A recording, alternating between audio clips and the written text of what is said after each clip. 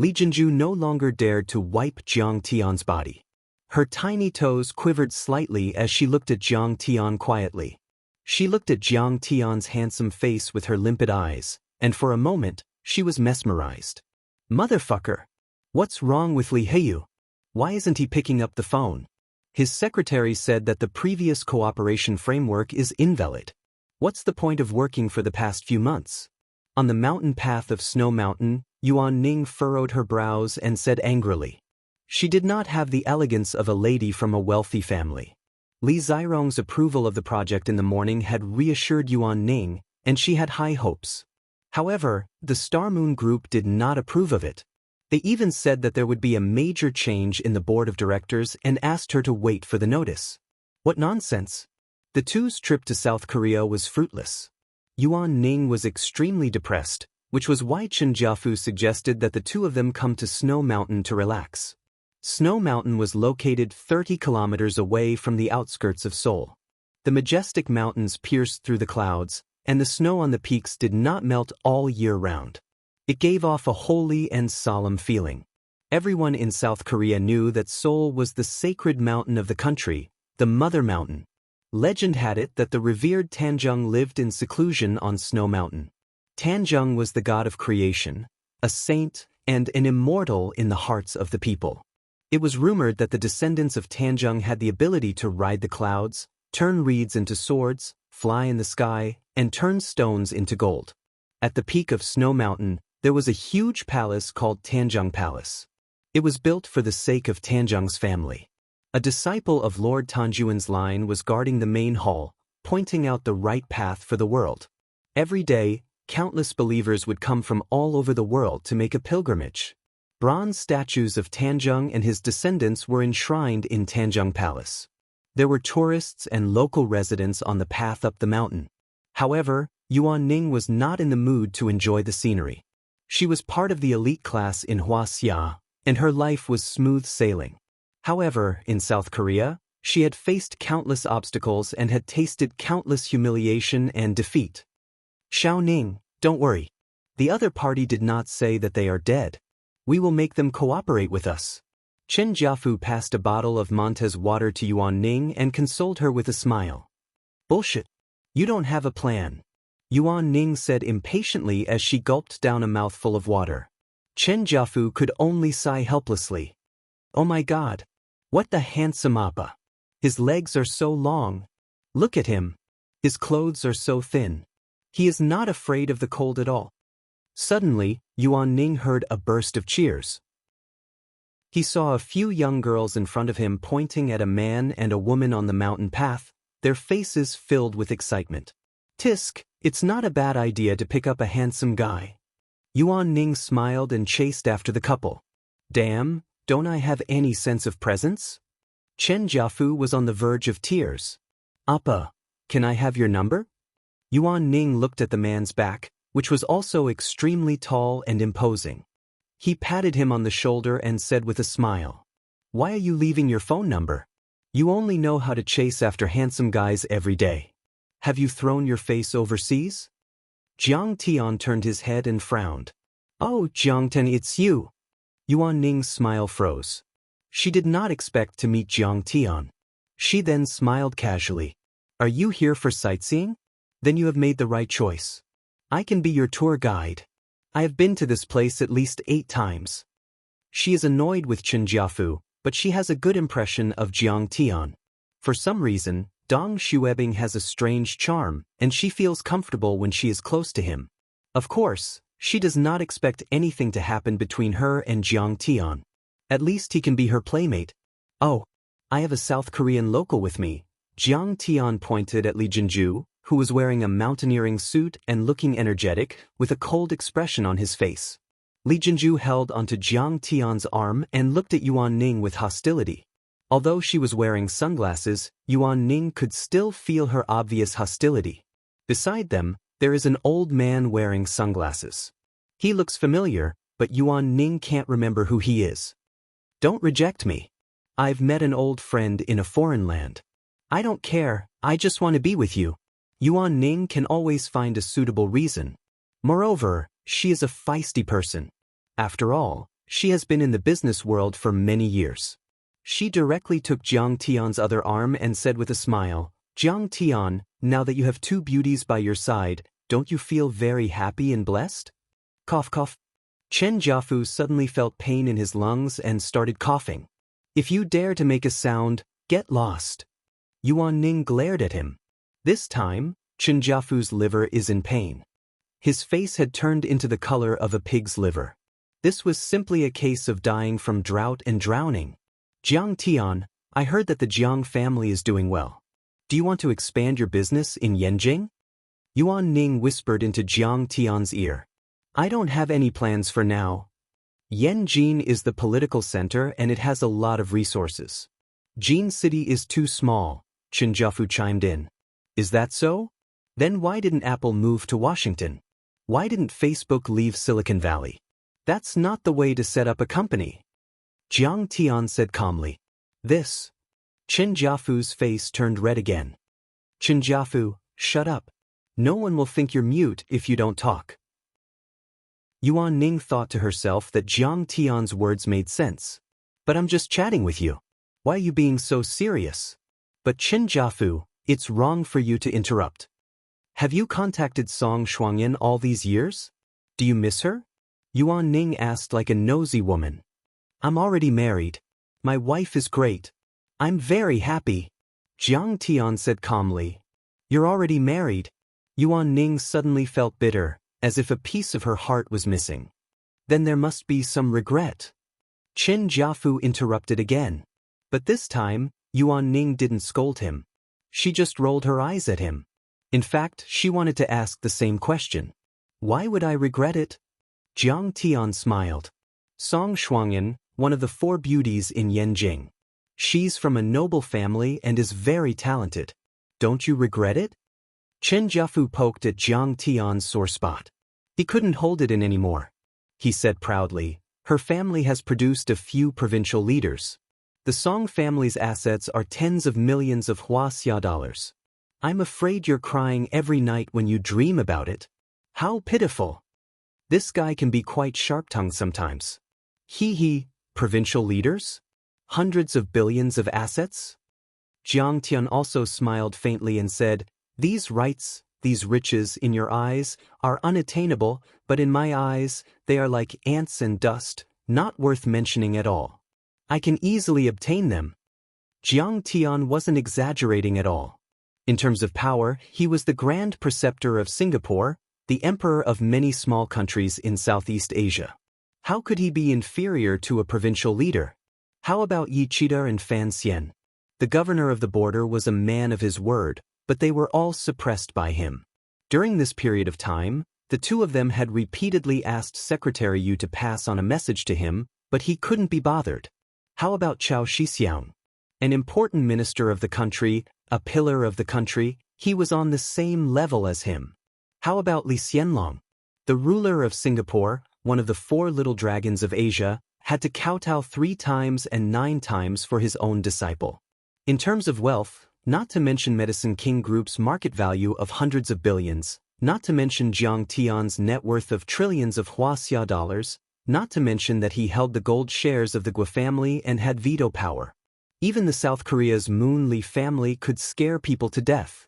In addition, he had cooperated with Hilton and other financial groups and families in America. The amount of funds he could mobilize now was more than a few trillion. It wasn't an exaggeration to say that he was as rich as a country. But Chen Jiafu didn't like what he said. It was simply arrogant and boastful. The world's champion of fancy bragging immediately retorted. Chapter 367. What the Chen Jiafu was stunned by Jiang Tian's casual attitude. But then he shook his head in disdain and said, Jiang Tian, I know you're the crown prince of the Jiang family, but you don't have to brag like that. That's right. Now the Medicine King Group has assets of hundreds of billions, and it's the first share of Huaxia's pharmaceutical enterprises. It's amazing. When it came to business management, Chen Jiafu was very good at talking about it. After all, he was an entrepreneurial elite from Silicon Valley, a rising star of wealth.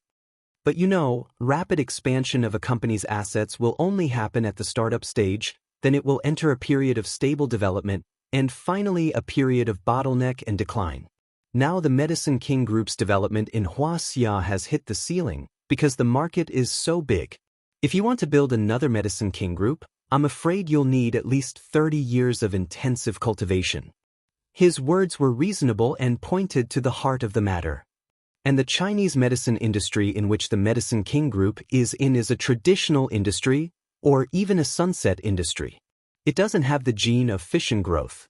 He suddenly had an idea and said with a smile, "If you're willing to cooperate with us, you'll have the gene of the internet. Maybe you can fight your way out." "You're from the Giant Egg Network? What's your name?" Jiang Tian suddenly stared at him and asked in surprise. "Well, I'm Chen Jiafu, the founder of the Giant Egg Network." Seeing the shock on Jiang Tian's face, Chen Jiafu showed a trace of pride and said proudly, "Now it's in the top 3 of Huaxia's e-commerce enterprises." "Oh." Jiang Tian nodded and didn't say anything else.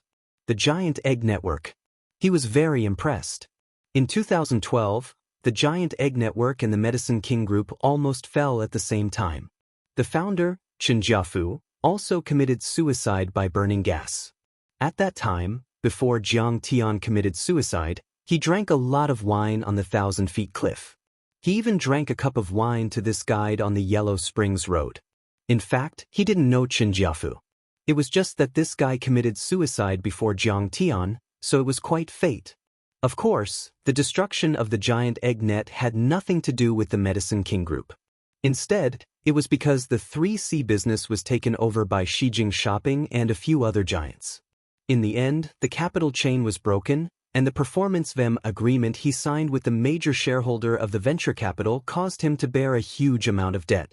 He left a message on Weibo, "Yes, I love you, I don't regret it, and I respect the ending of the story." Then he turned on the gas and committed suicide. Jiang Tian looked at his high-spirited appearance and felt a trace of sadness in his heart. Who would have thought that he would commit suicide in just 3 years? However, everyone had their own destiny, and Jiang Tian was too lazy to intervene in Chen Jiafu's life. "Jiang Tian, do you want to cooperate or not? Think about it." Chen Jiafu once again rambled on about the advantages of the Dome Net. First of all, the Medicine King Group is not a traditional company, but a high-tech company. Also, Jiang Tian smiled faintly and said, "I've never been about earning money, but robbing money." Stealing money from consumers? Isn't it still making money? Chen Jiafu shrugged his shoulders and said disdainfully, "What do you rely on to rob money? Don't tell me you're going to rob a bank with a gun?" After all, he was a nouveau riche. Perhaps in terms of assets, but in terms of understanding of Huaxia, especially the dark world, he was not comparable to those old families, and even worse than Yi Gufeng. "With my fists." Jiang Tian also smiled. Sometimes, he felt that it was not bad to tease this idiot. "Sure enough, you're a playboy. You like to fight, is there a screw loose in your head?" Chen Jiafu rolled his eyes and muttered in a low voice. "You two are so vulgar.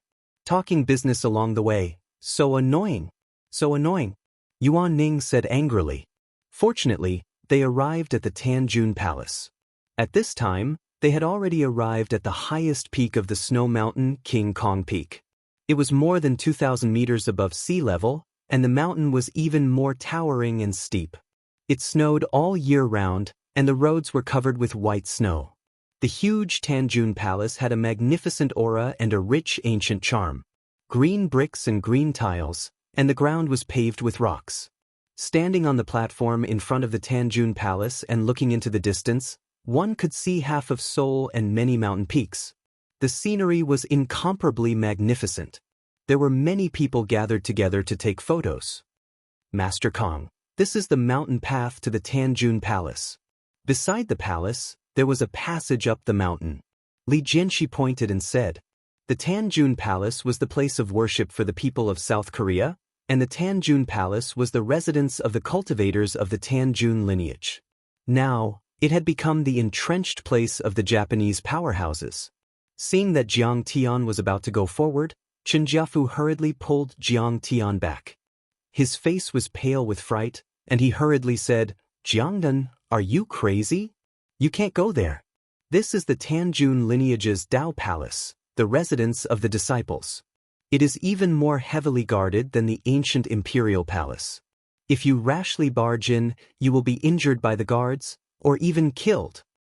Is that so? Jiang Tian smiled and said, "Aren't you quite annoyed with me? If I'm beaten to death, wouldn't that be exactly what you want? Look at what you're saying. I'm quite jealous of you, even quite jealous of you."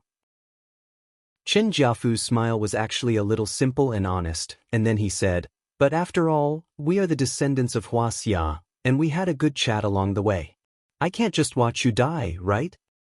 He sighed sadly and sadly, shook his head and said, "Besides, I understand that I'm actually not worthy of Yuan Ning. Will she accept me if something happens to you?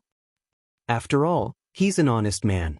Maybe that's why his shares are constantly being diluted by venture capitalists, and he even signed a trap-like him agreement."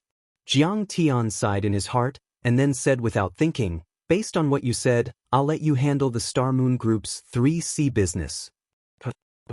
Star Moon Group? Chen Jiafu looked at Jiang Tian with a puzzled face. "Come, Jiang Tian, let's take a picture together." Yuan Ning dragged Jiang Tian to the observation deck of the Tanjun Hall and asked Li Jinju to take a picture for her. Chen Jiafu, who couldn't bear to watch this scene, was gloomily browsing the web on his mobile phone. Suddenly, his mobile phone fell to the ground with a clatter. His body trembled violently, and he looked at Jiang Tian and Li Jinju, who were taking pictures for Jiang Tian and Yuan Ning, as if he had seen a ghost. Seeing this, Yuan Ning rolled her eyes and complained, "You're a good-for-nothing. You can't do anything. You're shivering." Chen Jiafu's voice trembled, and his fingers trembled violently. He pointed at Li Jinju and said, "What's her name again?" "Oh, her name is Li Jinju, also known as Li Yinxin. She's my daughter. Do you know her, sir?" Next to him, Li Jianxi took off his sunglasses and smiled faintly. "You?" Chen Jiafu turned his head and looked at Li Jianxi in shock. He was so shocked that he fell to the ground. "What's wrong? Are you going to have a seizure? Why don't you go to hell?" Yuan Ning walked over and frowned at him, looking very unhappy. "If you see it, you'll have a seizure too." Chen Jiafu pointed at the mobile phone on the ground and said with a complicated expression, "Is the Earth going to explode? 2012 is still far away." Yuan Ning unlocked her mobile phone and saw that it was the official website of Star Moon Group. There were big red and bold words, "Major announcement, Star Moon Group's board of directors changes." She clicked on it and saw a picture of Li Jinju, but her name was Li Yinxin. She was now the chairman of the board of directors and had legally inherited all of Star Moon Group's assets. What the fuck? Yuan Ning began to tremble and tremble. She was about to have a seizure. Following that were the relevant introductions and explanations, and then the news that the former chairman and president, Mr. Li Jianxi, had recovered and was now the CEO. Following that was an obituary. The former vice presidents, Li Zirong and Li Hiyu, unfortunately passed away in a car accident. After reading it, she looked at Jiang Tian as if she had seen a ghost. "If I remember correctly, Li Jinju, she's your servant?" "That's right." Li Jinju smiled naturally. Beside her, Li Jianxi also nodded. He even looked very proud of himself. If Song Shuangyan knew about this, she would probably regret it to death. Chen Jiafu mumbled with a dull gaze. "Yes, of course. He should really have 1,000,000,000. Yuan Ning looked dazed. This time, Yuan Ning nodded with Chen Jiafu. Surprisingly, they had the same opinion. "Don't tell anyone about this. I'll set up a trap for Yanjing in the future." Jiang Tian smiled bitterly. Some things could not be hidden even if he wanted to. It was too coincidental, and the world was too small. "Understood. We understand." The two of them nodded together like chickens pecking at rice. They looked at Jiang Tian with a very different gaze. There was some shock, some reverence, some fear, and some confusion. He really controlled the Xingyue family. Damn, this is too heaven-defying. "What? You guys can go back." Jiang Tian smiled faintly. "No, we'll go down the mountain with you." This time, the two of them were surprisingly in agreement. They had a tacit understanding and spoke at the same time. We have to hug this young Master Zhang's thigh. No one can make me let go. Not even God. Not to mention his thigh, even a strand of his leg hair is thicker than a person's waist. Other things aside, just the Xingyue Group's 3C business alone is enough for us to eat until we're fat. Alright. Jiang Tian nodded helplessly. Suddenly, his body shot out like an arrow and landed on the roof of the main hall. Damn, he's hanging from a wire. Chen Jiafu's eyes were filled with shock as he stared at Jiang Tian with wide, round eyes. His eyes were filled with disbelief as waves of shock rose in his heart. The scene in front of him was too shocking. Jiang Tian's movements were like that of a peerless master in a wuxia movie. He flew 100 meters in a blink. If Jiang Tian wasn't wearing modern clothes, Chen Jiafu would have thought that he was a peerless deity. He can't be that kind of person, right? Yuan Ning was born in a family of officials and grew up in Yanjin, the center of power in Huaxia. She was relatively knowledgeable. Suddenly, she thought of a possibility. Her face changed drastically and her eyes flashed with excitement.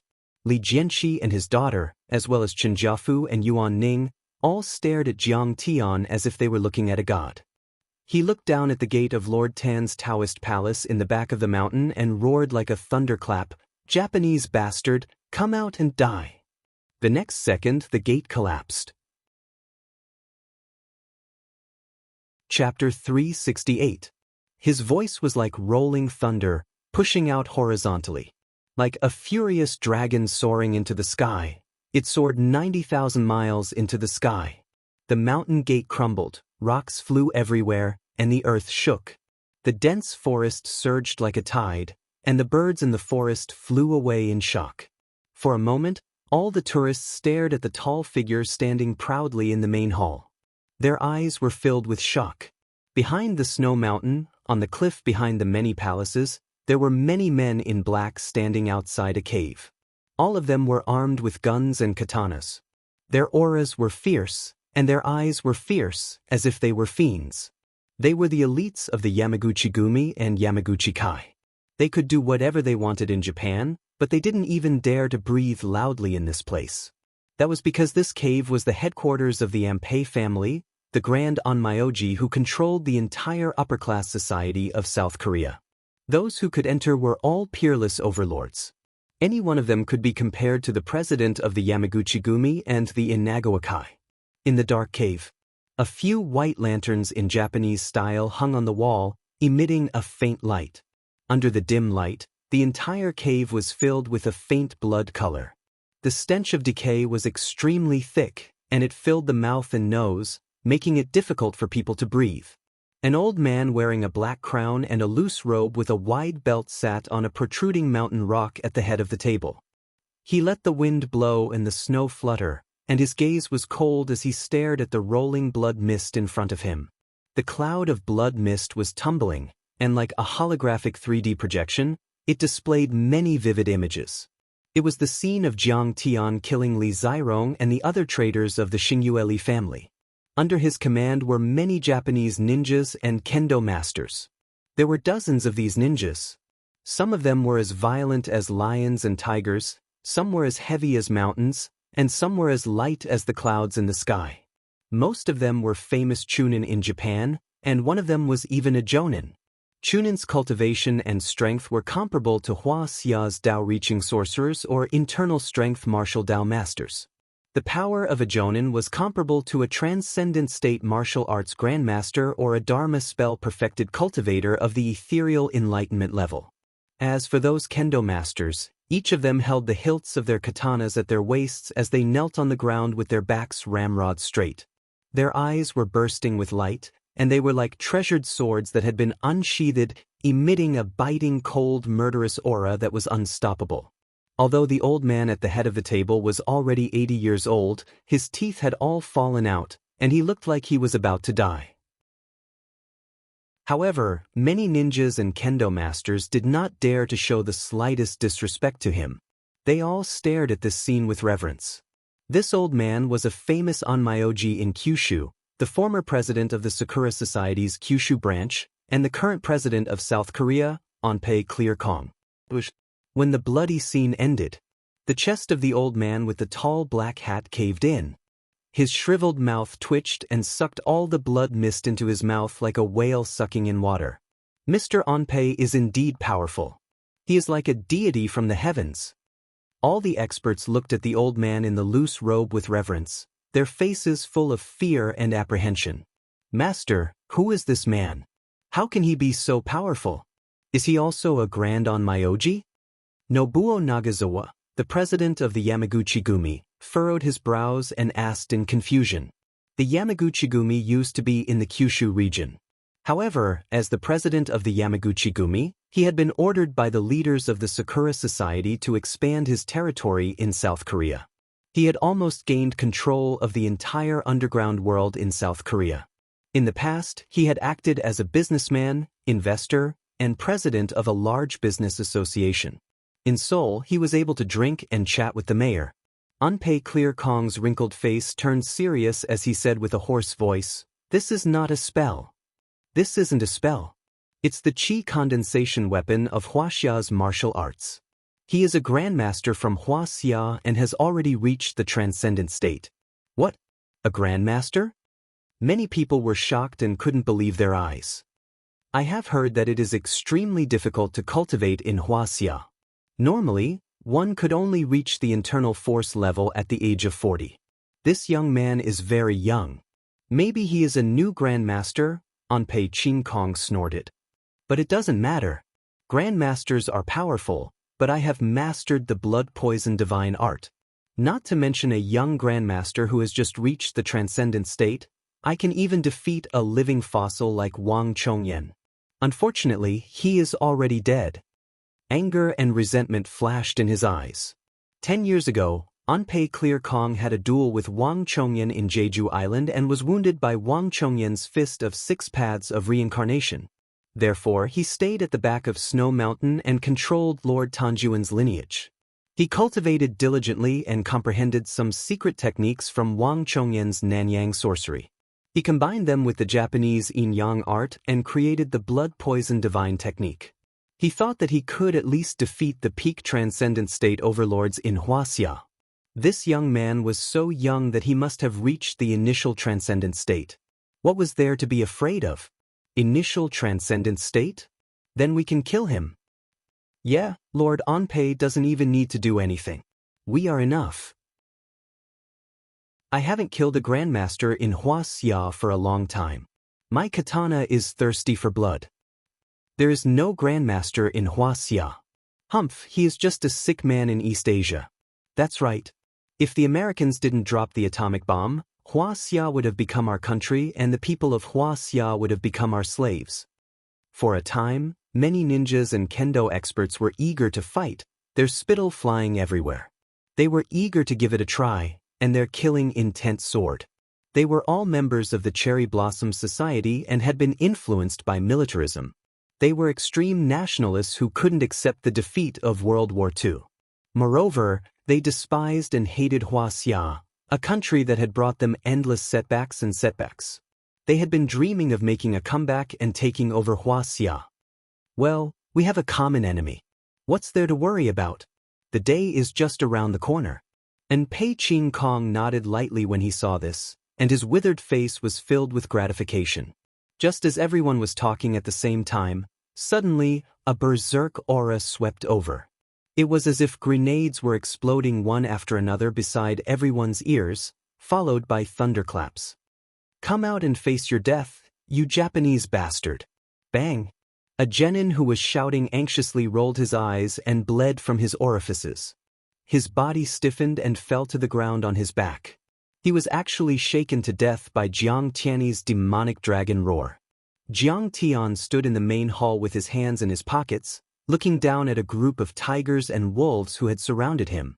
Tanjuan's branch had been completely occupied by the Cherry Blossom Society. There were ninjas, kendo masters, and many members of the Yamaguchi-gumi. They were all elites who could fight against 100 people. After Jiang Tian's roar, hundreds of Yamaguchi-gumi members rushed out with weapons such as katanas, baseball bats, and galvanized steel pipes. They surrounded Jiang Tian. Many of them were even carrying pistols. Oh my God, so many people! Yuan Ning and Chen Jiafu instantly became nervous when they saw this, and they broke out in cold sweat for Jiang Tian. Although they saw Jiang Tian jump and shoot dozens of meters, they were still worried and doubtful about whether Jiang Tian could defeat so many fierce people with guns and ammunition. Kill him. A man who looked like a leader waved his hand. Many of the society's experts climbed up the stairs to the top of the hall. They were as dense as a group of black ants.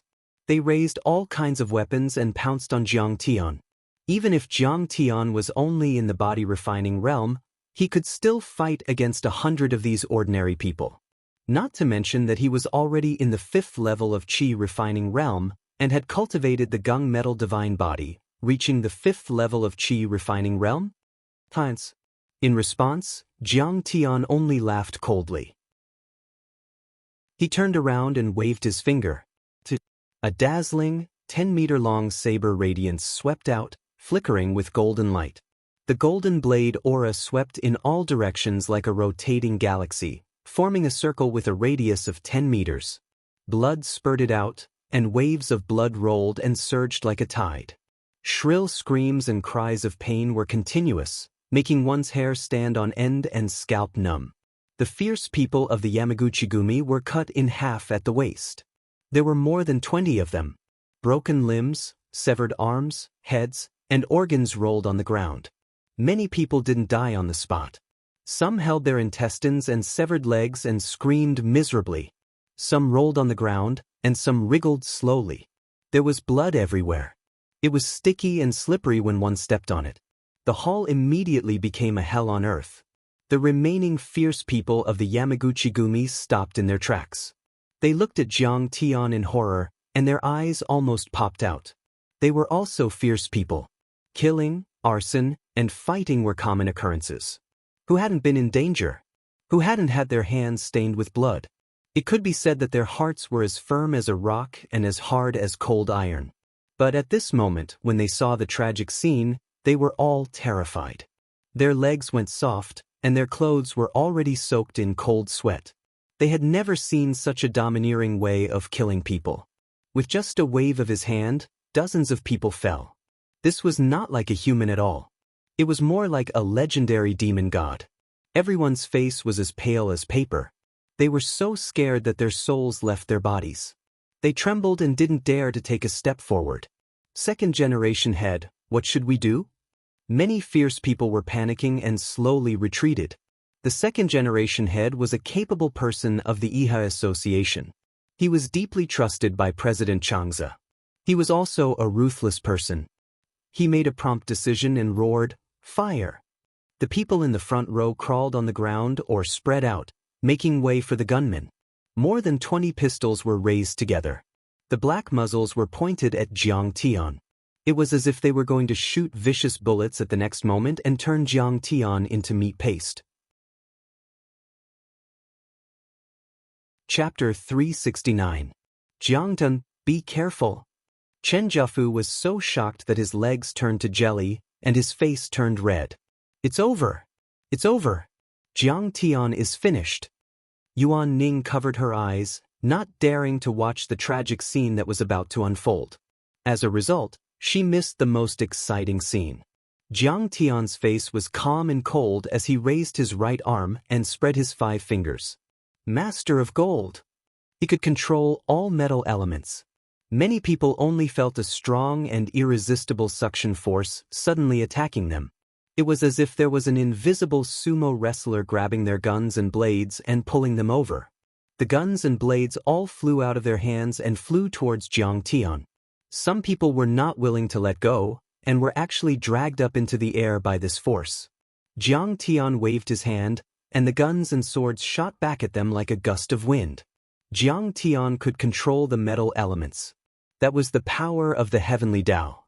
How terrifying was that? The guns and swords turned into the most violent cannonballs and smashed into the Yamaguchi-gumi members. Bang! Whoosh! Splat!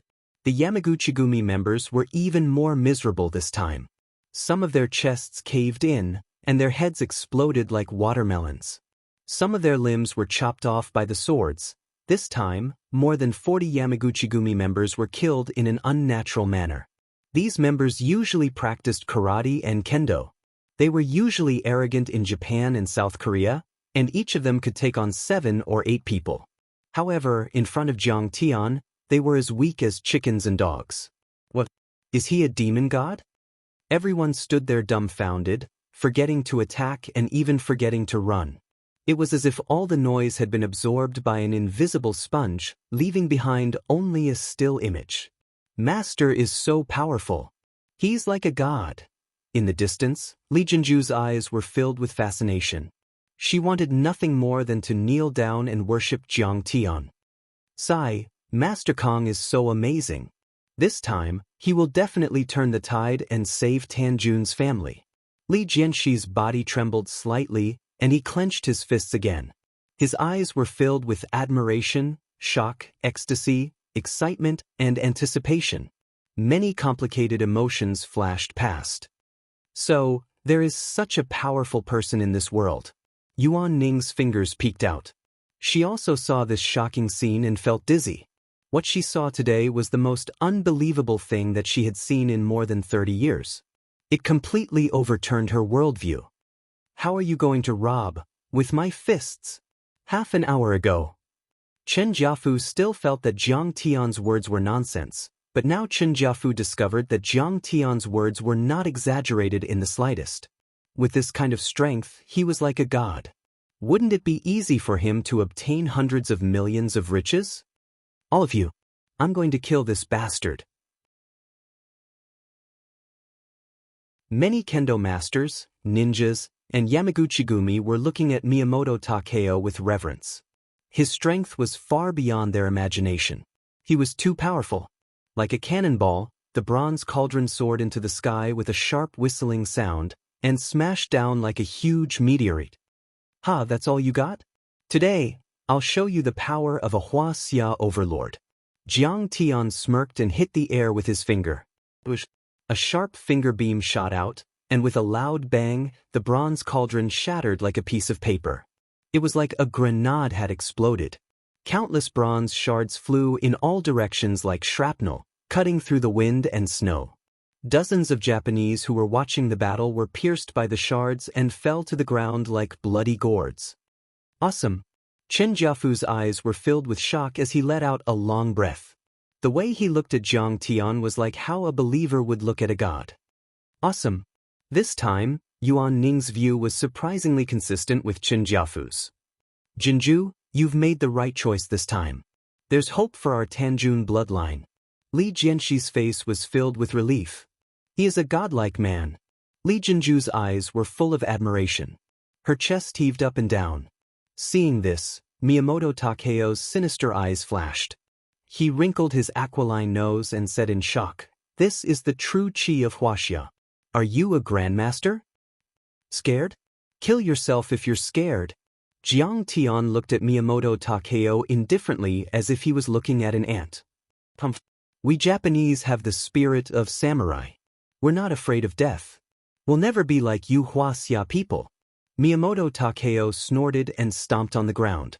His body was as agile as a dragon. He rose to 20 meters above Jiang Tian and slashed down with his sword. Net of 1,000 blades. As the sword slashed down, the world was filled with murderous intent. Rays of sharp blade aura connected with each other and formed a net. It covered 20 meters of space and slashed down at Jiang Tian. Net of 1,000 blades. Too powerful. One blade can cut through metal, not to mention 10,000 blades. Even if this kid is made of iron, he will be smashed into meat paste. A group of people exclaimed in shock. They admired Miyamoto Takeo and thought that Jiang Tian was dead meat this time. Among the elites guarding Tanjuan's family, Chen Fan was the strongest. Other than Anpei Qingkong, no one was more powerful than Miyamoto Takeo in terms of combat power. Child's play. Do you Japanese martial artists only have this kind of rubbish? Jiang Tian smirked. Miyamoto Takeo was so angry that he wanted to yell at Chen Fan. But in the next second, his face was filled with shock. Jiang Tianxin reached out and grabbed the 10,000 blades net with his bare hands. It was as if he was tearing apart a piece of cloth. Crash! With a loud sound, the many blade lights all shattered, turning into a mass of chaotic aura and exploding one after another. How is this possible? Miyamoto Takeo's eyes widened as if he had seen a ghost in broad daylight. He staggered and almost fell to the ground. Each of his net of 1,000 blades was extremely sharp and could split a small car in half. There were so many of them, but this kid could tear them apart with his bare hands. Was he still human? If this is all you have, then stop wasting my time. It's time to end this. Jiang Tian stomped his feet and floated in the air. He closed in on Miyamoto Takeo with his hands behind his back. This man is a demon. Let's not talk about justice. Let's attack him together. Miyamoto Takeo shouted and pounced on Jiang Tian. He is a monster. Let's slay him together. Many Japanese kendo and ninjutsu masters leaped up and attacked Jiang Tian together. Ghost Shadow 9 kills. An intermediate-level ninja, Takeda Nagafu, covered his face with a mask. His aura was as dark as a viper's. He formed a series of hand seals with both of his hands. His body suddenly split into 9 figures, each with different postures and moves. They charged at Jiang Tian from all directions. Bang! Jiang Tian didn't dodge at all. He punched one of the figures in the chest. How did you find out my real body? Takeda Nagafu spat out a mouthful of blood and fell to the ground. He looked at Jiang Tian in disbelief. Bang! Jiang Tian didn't care about him at all. He stomped his foot down from the sky and turned his chest into meat paste. Then he rose into the air again. Poor Takeda Nagafu died with his eyes wide open. Even in the end, he couldn't figure out how Jiang Tian could tell the difference between his real body and his clone. After that, Jiang Tian started to take the initiative to attack, and he attacked repeatedly. He was like a peerless swordsman who killed people with every step he took, and he reaped the lives of many ninjas and sword experts at will. Chapter 370. Jiang Tian flicked his finger, and the finger aura missed. A ninja in the shape of a fake mountain fell to the ground with blood and brain matter spurting out of his head. He waved his fingers. The golden blade aura was 10 meters long and slashed down. The samurai swords in the hands of 3 kendo masters shattered and were cut in half at the waist. Blood flowed out of their intestines, and they didn't even know how they died. Jiang Tian was like he was taking a stroll in the park. His posture was casual and carefree, but his vicious attacks caused many Japanese experts to feel fear and despair. He threw out the fireball talisman, and a fireball with a radius of more than 20 meters bloomed like a red cotton flower. Nobuo Nagasawa and a dozen Yamaguchi-gumi members were wrapped in flames. They screamed and turned into ashes in the blink of an eye. Jiang Tian slammed his palm down. A 10-meter-long golden chi palm fell from the sky like a Buddha's 5-finger mountain.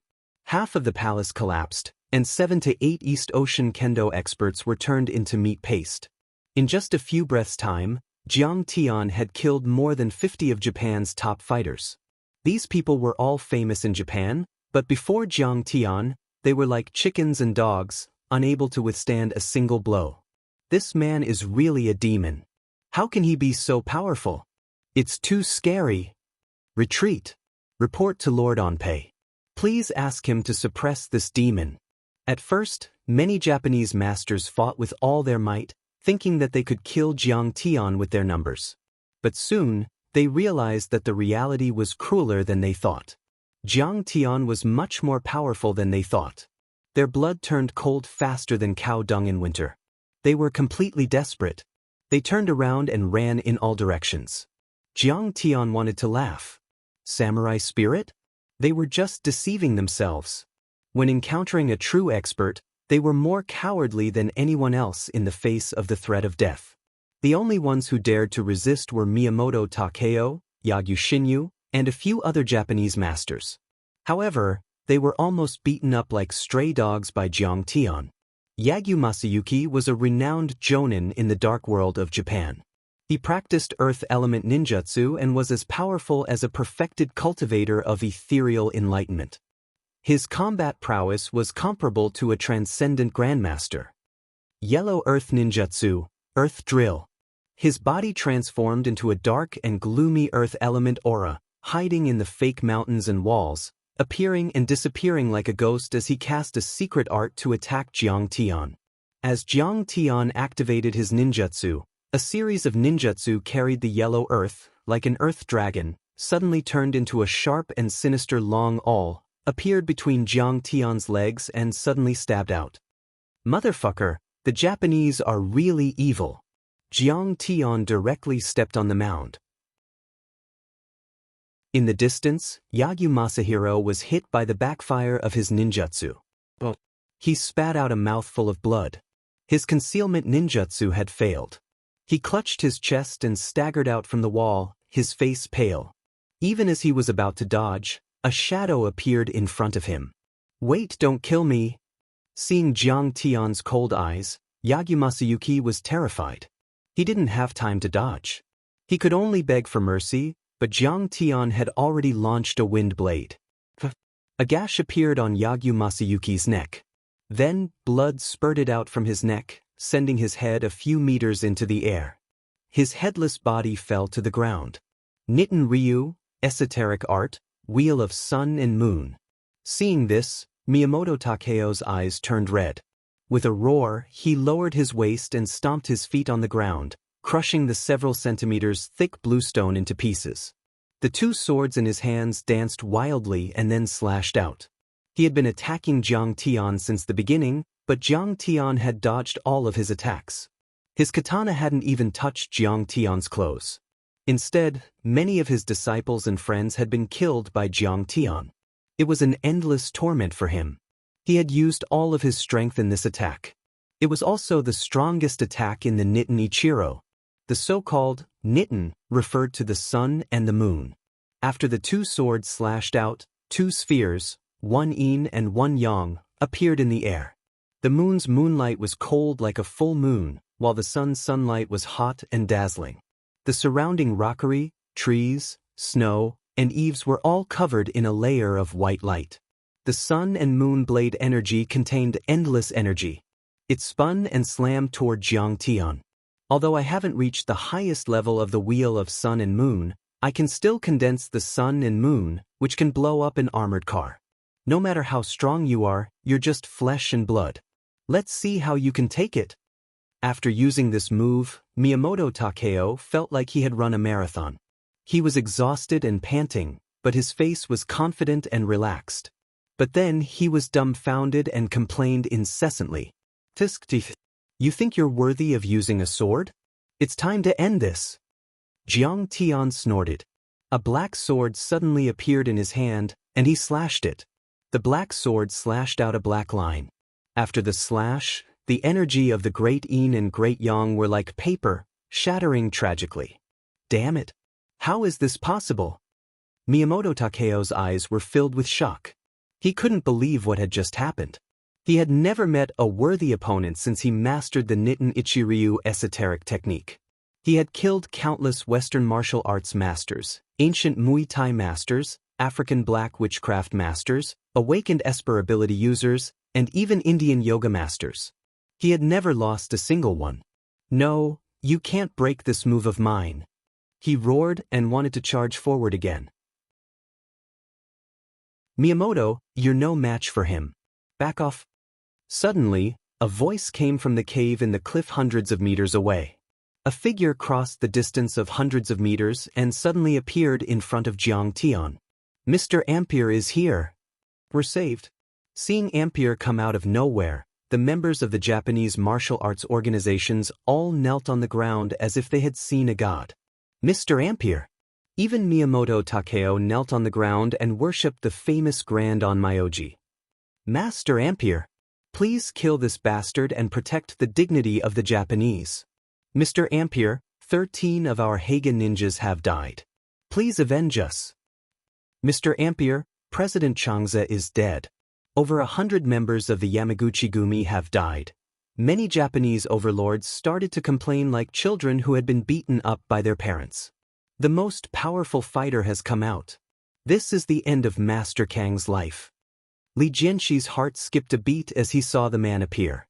His eyes were filled with fear and concern. Why does he look so familiar? I think I've seen him on the news before. He was with the Prime Minister during a national event in Japan. Yuan Ning and Chen Jiafu were also shocked. This old man looked very old and his teeth were about to fall out. However, based on his powerful aura, it was clear that he was not easy to deal with. Japanese Grand Onmyoji, Ampere Ching Kong. Li Jinju clenched her fists so tightly that her fingernails dug into her palms. Her eyes were filled with hatred. He was born in the Ampere family of Japan. He is the one who turned Lord Tanjuan's family into puppets. He is also the one who turned me into a half-human half-ghost.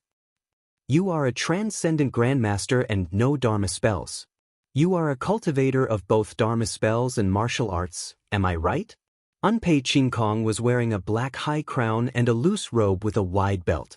His hair and beard were all white, making him look like a benevolent Taoist master.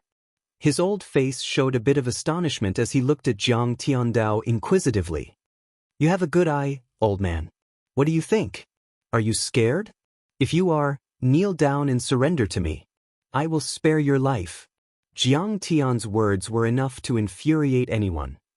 The only person in Huaxia who is as young as you and has such a high cultivation level should be Grandmaster Jiang, who shocked the world. Ampere Ching Kong wasn't angry. He looked at Jiang Tian and said with a cold smile. That's right, it's me. Unpei Ching Kong was slightly shocked when he saw that it was indeed Jiang Tian. His aura froze for a moment before he asked in a cold voice, Grandmaster Jiang, our Cherry Blossom Society has no enmity with you. Why have you attacked our Cherry Blossom Society and killed so many people? Do I need a reason to kill a Japanese devil if I want to? Jiang Tian's infuriating skills were on full display again. Many Japanese overlords were so angry that their eyes turned red. Good. Very good. Grandmaster Jiang's aura is indeed soaring to the heavens, his domineering aura soaring to the heavens. Ampere Ching Kong was not angry.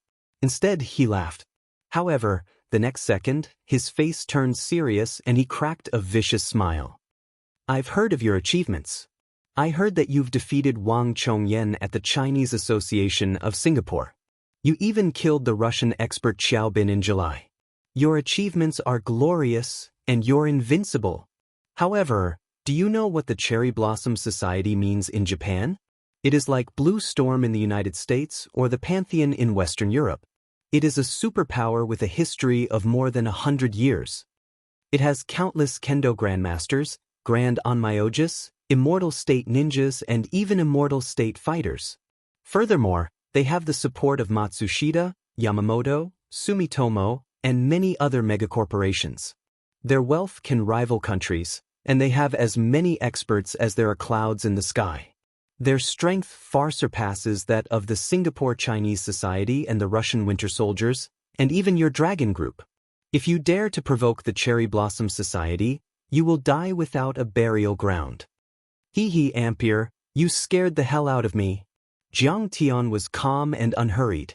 He smiled disdainfully and said, I didn't know that the Cherry Blossom Society was so powerful. But in my opinion, the Cherry Blossom Society is nothing. Coming to Snow Mountain is just the first step of my long journey. I'm going to step onto the 4 islands of East Asia and massacre everyone along the way.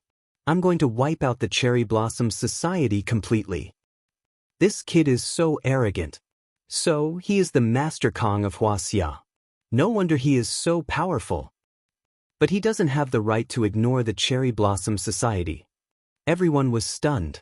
Master Kang's achievements were impressive, but the Cherry Blossom Society had an immortal state fighter. The Winter Soldiers, the Chinese Society of Singapore and the Huaxia long history were no match for the Cherry Blossom Society. But he actually said that he wanted to wash Japan with blood and wipe out the Sakura Union. How arrogant was that? Chapter 371. It was like an ant trying to shake a tree. Very well, Kong Teichu, I admit that you are powerful. But if you want to wipe out the entire Cherry Blossom Society, you have to get through me first. Ampere Ching Kong sneered and pulled out a bronze bell from his waist. It was mottled with copper rust and carried an ancient aura. He shook it quickly. Ghost summoning bell. Jiang Tian's face changed slightly. He looked at the bell curiously. It was very similar to the ghost summoning bell, a common Dharma artifact in the cultivation world. It was powerful enough to control ghosts and ghosts. As the bell rang, Ampere Ching Kong began to chant. His voice was dry and hoarse, like the sound of a broken arrow, but it had a soul-stirring power. Sorrow City, look at the dark clouds in the sky. They cover the sun. It is like a gloomy world of despair.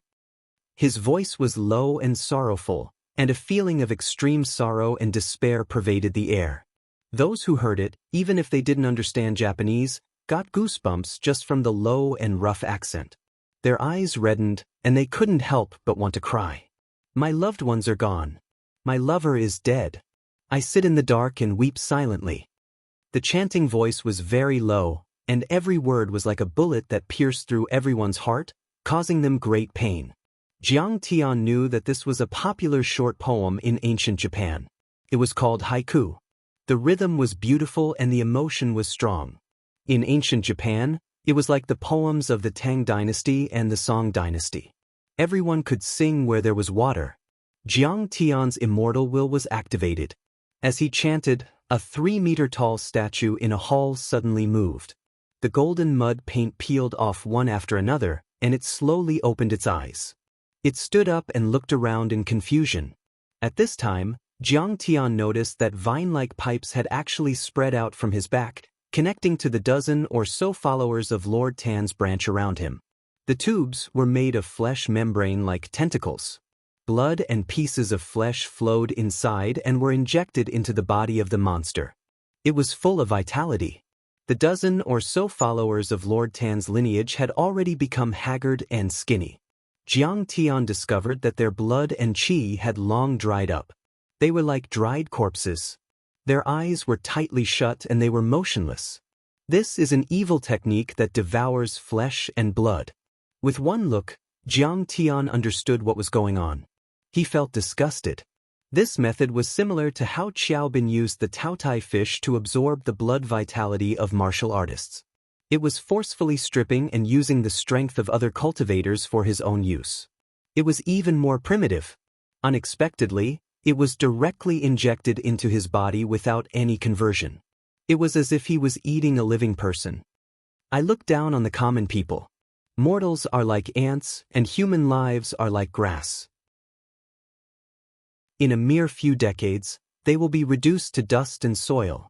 The haiku continued to chant. It was like a wake-up call, awakening the monster's spirit and consciousness. Break the clouds, I am the great demonic god that walks time. I can devour the heavens and devour the earth. I can use the flesh and blood of mortals like you as my nourishment to strengthen my body. Your life will continue in my body. The haiku suddenly changed its style. It was full of murderous aura and domineering aura, shocking people. Roar. The monster roared at the sky. Its roar shook the heavens and earth. Its body trembled and dust flew. Its body grew taller and taller, reaching more than 4 meters. Everyone was shaken by its roar. They all turned to look at the main hall. The monster's body grew taller again. It tore off many flesh tubes, causing blood to spurt out. With a rumble, it tore a hole in the roof of the main hall. It was already 4 meters tall, and its chest was exposed. What is this thing?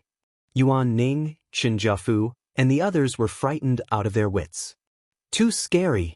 What kind of monster is this? Many people's faces changed drastically. They were terrified.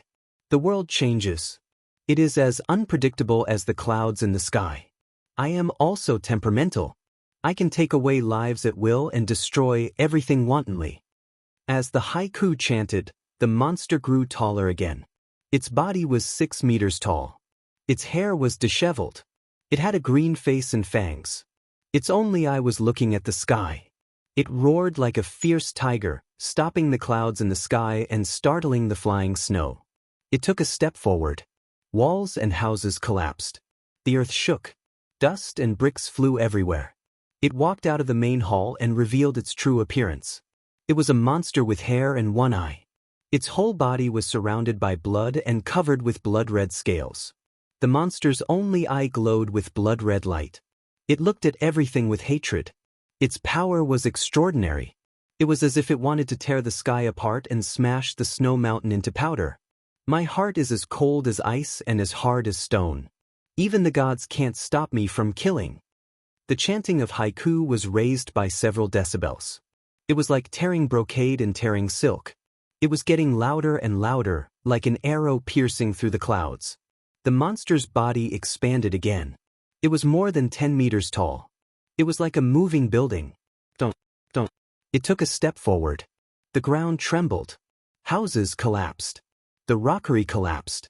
Its huge feet stepped on the ground. Suddenly, the ground sank into a deep pit. The green bricks were shattered into pieces. I asked the heavens angrily, "Why can't I live forever? Why must you suppress me? I will tear this world apart and kill all the gods." The last part of the haiku was full of anger and murderous intent. It conveyed a kind of anger that wanted to destroy everything. Kill. Kill. The monster madly rushed out, taking large strides, madly rushing towards Jiang Tian. He was like a raging bulldozer, rampaging through everything in his path. Dust flew into the air as the walls of the courtyard collapsed one after another. Loud bangs rang out in succession as the halls of the courtyard were sent flying. The ground trembled like the skin of a drum, and even large trees that required a person to wrap their arms around were sent flying by the impact. Is this a shikigami? Something's not right. Jiang Tian looked at Anpei Qingkong and asked curiously. Shikigami, also known as shikigami, were spirits or monsters that were raised by onmyoges to serve their master. The ancestor of the Anpei family was Anpei Qingkong, who was known as Jiang Zia. He was the one who created the shikigami. It was said that he had 12 shikigami under his command. He used spells to summon and control each shikigami. Each shikigami was invincible on the battlefield. During the Edo period, Anpei Qingkong and his family were highly valued by the Tokugawa shogunate. However, according to Jiang Tian's understanding, shikigami should be spirits. They were more powerful than ghost soldiers, ghost generals, and ghost kings, but they should be a kind of soul energy. Originally, spirit-branded retainers were also enshrined in temples and worshipped by believers and countrymen. They were formed from the accumulation of psychokinesis. However, this monster didn't rely on soul energy or the power of faith to survive. Instead, it fed on human flesh. It also had a physical body and was full of vitality. It was purely physical, so it didn't look like a shikigami. Do we need those old shikigami to kill you? This is the new shikigami raised by the Anpei family, the ancestor of zombies, Ingo. Anpei Qingkong snorted and said arrogantly, when the Guangdong army occupied the northeast, they fought for 3 days and 3 nights with the anti-Japanese coalition forces in the Jiaozan Ridge. Countless people were killed and injured. Blood flowed and dyed the earth red. The blood also attracted the zombie king, who was buried deep underground and suppressed by the warlocks of Huaxia for hundreds of years. He killed everyone he saw in the Jiaozan Ridge in the northeast. Huaxia and Dongyang bombarded him with artillery for 3 days and 3 nights, but they couldn't kill him. In the end, it was my great-grandfather, the Grand Onmyoji Anpei Luin, who calmed him down with the ghost summoning bell and the Yin-Yang secret method. Then he was raised by us. Anpei Qingkong shook the bell and said contemptuously, he began to take charge of Lord Tanjuan's branch 10 years ago. Now he has absorbed the blood of dozens of masters in Lord Tanjun. His strength is comparable to an immortal state master. Kong Teichu, how many heads do you have for him to crush? What a powerful blood qi. At this moment, even Jiang Tian was a little tempted. The blood qi in Ingo's body was even more powerful than the blood qi formed by Qiaobin gathering more than a dozen masters on Moling Lake. If Jiang Tian were to absorb and refine all of this blood qi, his cultivation would most likely increase by another level. However, when he thought about how his blood qi was refined by absorbing the flesh and blood of Lord Tanjuan's branch, he felt a little disgusted. While speaking, the zombie king Ingo had already run to Jiang Tian. Blood qi surged around his body like magma. His large hand that was the size of a round table waved downwards, sweeping out to grab Jiang Tian. Huaxia boy, I'm going to swallow you alive to strengthen my blood chi. Ingo's voice was like thunder, rolling out and shaking everyone's eardrums. Chi. His sharp nails collided with the roof like a hook machine, and more than half of the roof of the palace collapsed. Such a big monster, so scary. Be careful. Seeing this scene, Yuan Ning and Chen Jiafu were scared out of their wits, and their legs went weak. I didn't expect that the god we worship day and night is actually a zombie. Li Jianxi's eyes were filled with fear. Master, go for it. Li Jianju clenched her fists and murmured. Whether or not they could save Lord Tanjuan's branch depended on this peak battle. Jiang Tian waved his finger, and a dazzling golden chi weapon that was 10 meters long slashed toward Ingo's hand. Oh no. He used this move to kill Yagyu Masayuki. Seeing this, Miyamoto Takeo was shocked. It's okay. It's just a chi weapon. It can't hurt Ingo's zombie king. Ampere Clear Kong was full of confidence. Ingo had a few hundred years of life and killed countless experts. He was also invincible on the Sino-Japanese battlefield. He could swallow the blood of hundreds of Huaxia soldiers in one breath and turn them into dried corpses. In the battles between the Japanese and international powerhouses, he had never lost a single battle. Martial arts grandmasters, mixed martial arts experts, S-level superhumans, werewolves and blood breeds were all killed by Ingo.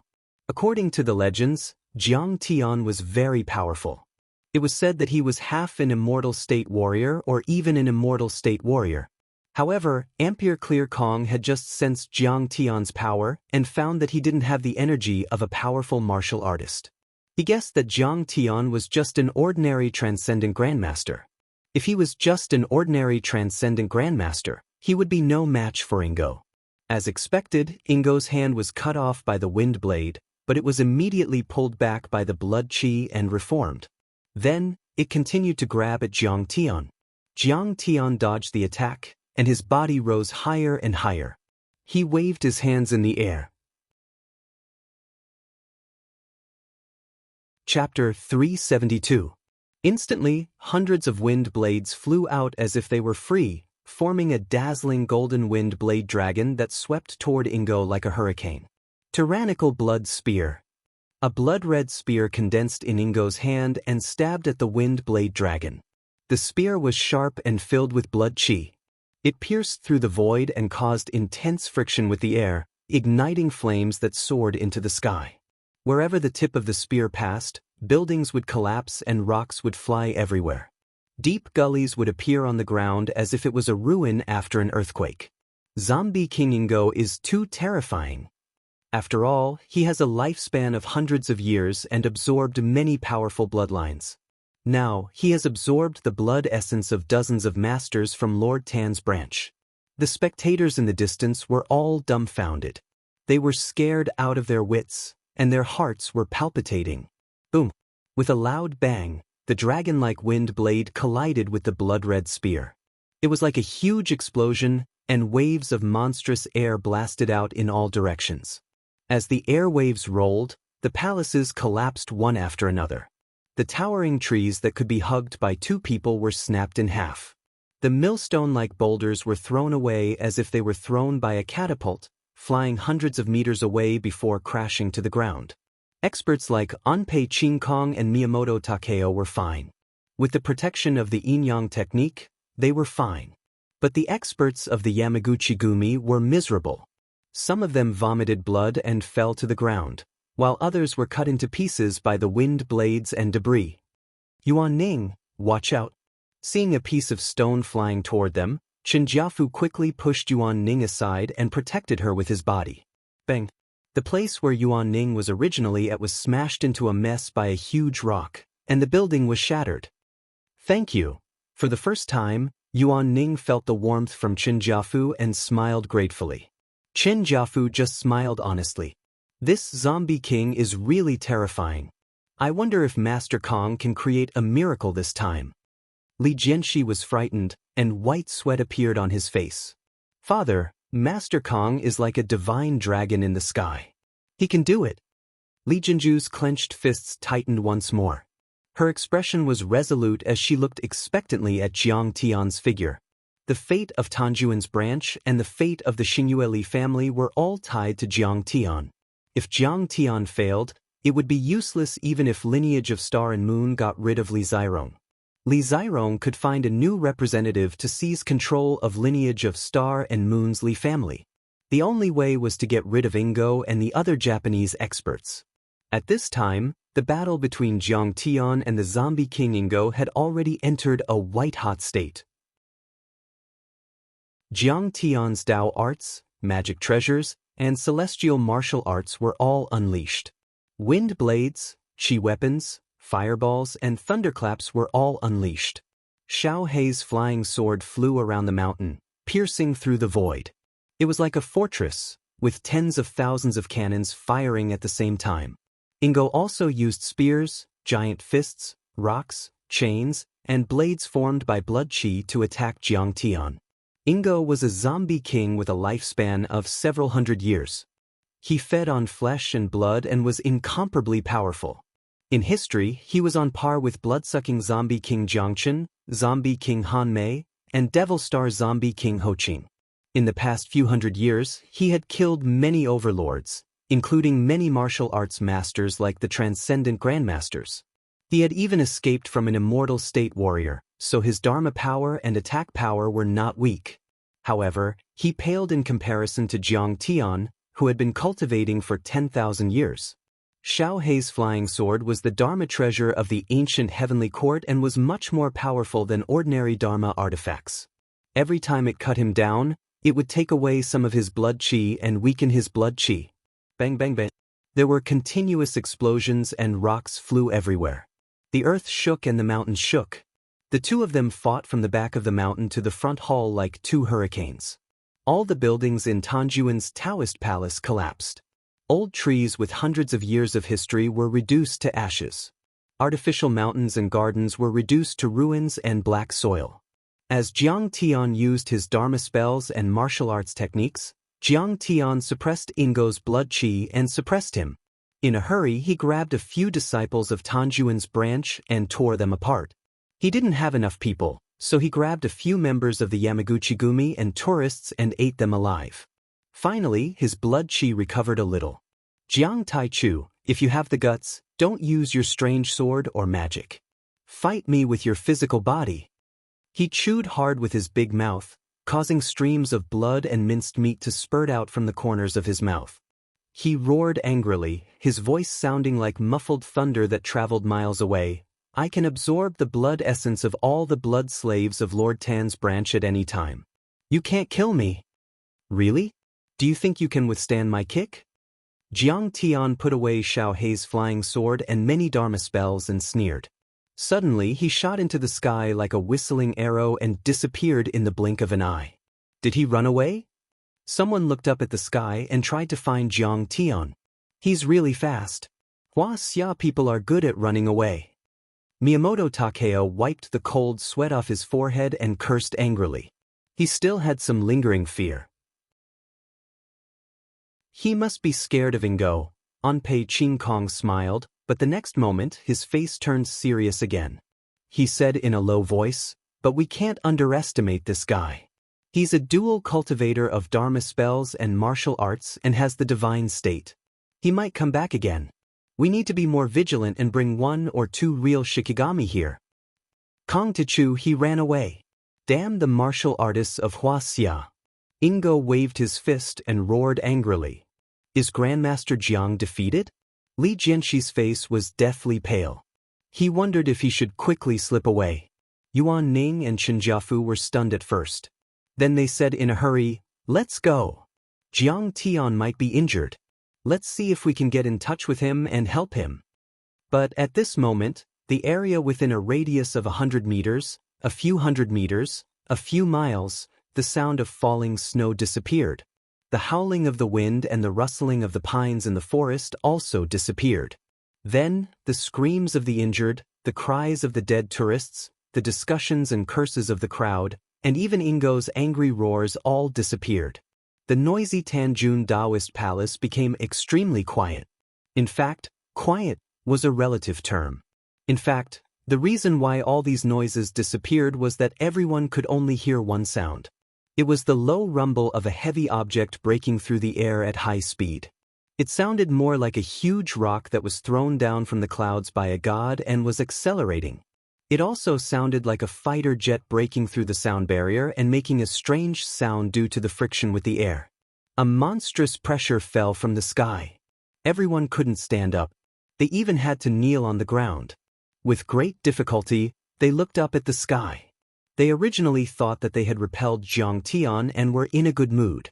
Their eyes were already filled with joy, but now they were suddenly occupied by deep fear and shock. That can't be. Master Kang, right? As for Li Jianxi and Li Jinju, they were originally in despair and grief, but now they looked up at the sky with surprise and shock. For a moment, everyone raised their heads and looked at the direction of the terrifying rumbling sound in the sky. Dark clouds covered the sun, and heavy snow fell from the sky. In the shadows under the clouds, a small black dot fell from the sky like a falling meteor. The black dot grew bigger and bigger, becoming the size of a fist and then the size of a basketball. Gradually, one could see that it was a human figure. The figure cut through the sky. His body was covered in blood-like flames. He fell from hundreds of meters in the air as if he had jumped down from the clouds. The terrifying speed broke through the air around his body, burning the snowflakes and spreading a semicircular mist. It was unknown whether it was because of the intense friction between his legs, but blood spurted out of his legs. This figure was like a meteor crashing to the ground. It was like an Dongfeng Earth penetrator missile that could penetrate the Earth dozens of meters. And below him was where Ingo stood. "You can't kill me." Ingo's blue face suddenly became ferocious. He opened his bloody mouth and roared at the sky. He held his hands up as if he was raising fire to burn the sky. He didn't run. Miyamoto Takeo was shocked. He felt the pressure of the violent aura and spat out blood. His body was on the verge of collapse. This wasn't the true chi of a martial artist, nor was it the chi of heaven and earth. It was just pure air. But under the powerful force of this rapid kick, even the air became a lethal weapon. Waves of air blasted onto the ground, causing snow to flutter, ice to shatter, dust to fly, and basketball-sized rocks to scatter all over the ground. 9 Dragons Protection Art. With an old shout, Anpei Chinkong's hands trembled violently. His yin-yang master spiritual power gushed out and gathered the chi of heaven and earth around him. Then he looked up. His frightened eyes passed through the fluttering snowflakes and saw a foot. The foot was wearing a pair of very ordinary hiking shoes. The soles of the shoes were new and clean. There was no dust, only a little snow. After all, there was snow on the road today. The moment he saw this foot, a thought uncontrollably appeared in Anpei Chinkong's mind. Death had come. When everyone saw Jiang Tian's figure, Ingo's arrogant and unyielding body was already kneeling on the ground. Boom! His knees and feet, which supported his body, smashed the hard bluestone into pieces. He gritted his teeth and coughed. Hot blood spurted out of his nose. He struggled to raise his head. His eyes were gradually filled with fear. He grabbed a 3-meter-long rockery and raised it above his head like a shield. He wanted to block this terrible blow. The foot from the sky was like 1,000 mountains. It stepped on Ingo's raised boulder like a hot knife through butter. The hiking shoes were unable to withstand this terrible strength and began to crack inch by inch. The huge boulder with a radius of 3 meters exploded in an instant, turning into countless pieces of rubble that shot out in all directions. Ingo didn't even have the time to let out a groan before his thick, pillar-like arms were turned into muscled tendons under that unstoppable and incomparably terrifying power. The white bones that had just been exposed were instantly pulverized. Blood spurted out of his nose, eyes, ears, and mouth like arrows. The foot broke through the boulder and continued to descend through the flying blood and flesh. Finally, it easily stepped on Ingo's head. Ingo's head, which was still staring in shock, was directly stomped into his neck by this foot. Then, that foot continued downwards, stepping on his body. Ingo's body suddenly sank and flattened. Then, it directly exploded, turning into countless pieces of flesh, blood, and shattered bones that shot out in all directions. The foot in the hiking shoes continued to descend, pressing forward with indomitable will, stepping on the remains of Ingo's flesh, stepping on the hard bluestone pavement. Boom! There was a loud noise. Dust, snow, and flesh powders sprayed everywhere. Gravel and yellow soil flew everywhere. A 10-meter-wide crater was formed in this area. Ingo had completely disappeared from where he stood. Chapter 373. The sharp pebbles shot dozens of Japanese overlords to the ground like cannonballs. It was as if a tornado had passed through. Billowing waves of air swept in all directions. Trees were snapped, walls collapsed, and houses collapsed. It was a complete mess. The foot that pierced through the clouds finally stepped on the land that had been occupied by the Japanese for 18 years. Jiang Tian stood in the middle of the ruins in a white outfit. He looked expressionlessly at the Japanese cultivators who were standing there like statues, looking like an immortal. Master is indeed a godlike man. Li Jinju looked at Jiang Tian's back and finally smiled through her tears. Master Kong won. After Li Jianxi recovered from his shock, he did not have the image of a tycoon at all. Instead, he cheered like a child. Fuck! That foot came from the sky and flew so high. Chen Jiafu was so shocked that he was dumbstruck. His heart almost jumped out of his throat, and he felt dizzy. He was at a loss for words. He couldn't describe the shock in his heart. He's really like a god. Yuan Ning's gaze completely changed, shooting out rays of worship. Meanwhile, in the Japanese martial arts community. How is that possible?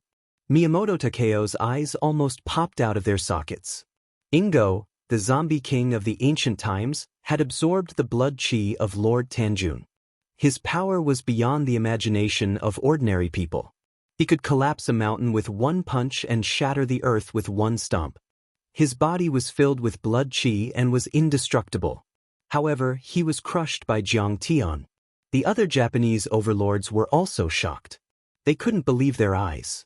Ingo was the new god cultivated by the Enpei family and was their biggest hope. Over the years, with his powerful strength, Enpei and the others were invincible. They controlled Tanjuan's faction and were like the overlord of South Korea. But then, Ingo was crushed by Jiang Tian. They were at a loss as if they had lost their backbone. Enpei Chinkong's spiritual power was connected to Ingo's, and the pain and fear of Ingo's death were transmitted to his mind. He spat out a mouthful of blood from the backlash, clutching his chest as he retreated, almost falling to the ground. That kick just now broke through the sound barrier. Then, Enpei Chinkong looked at Jiang Tian in horror. It was as if he had seen a demon, and his face was filled with fear and shock. Breaking the hypersonic barrier with one's physical body was one of the symbols of the peak stage of the god realm.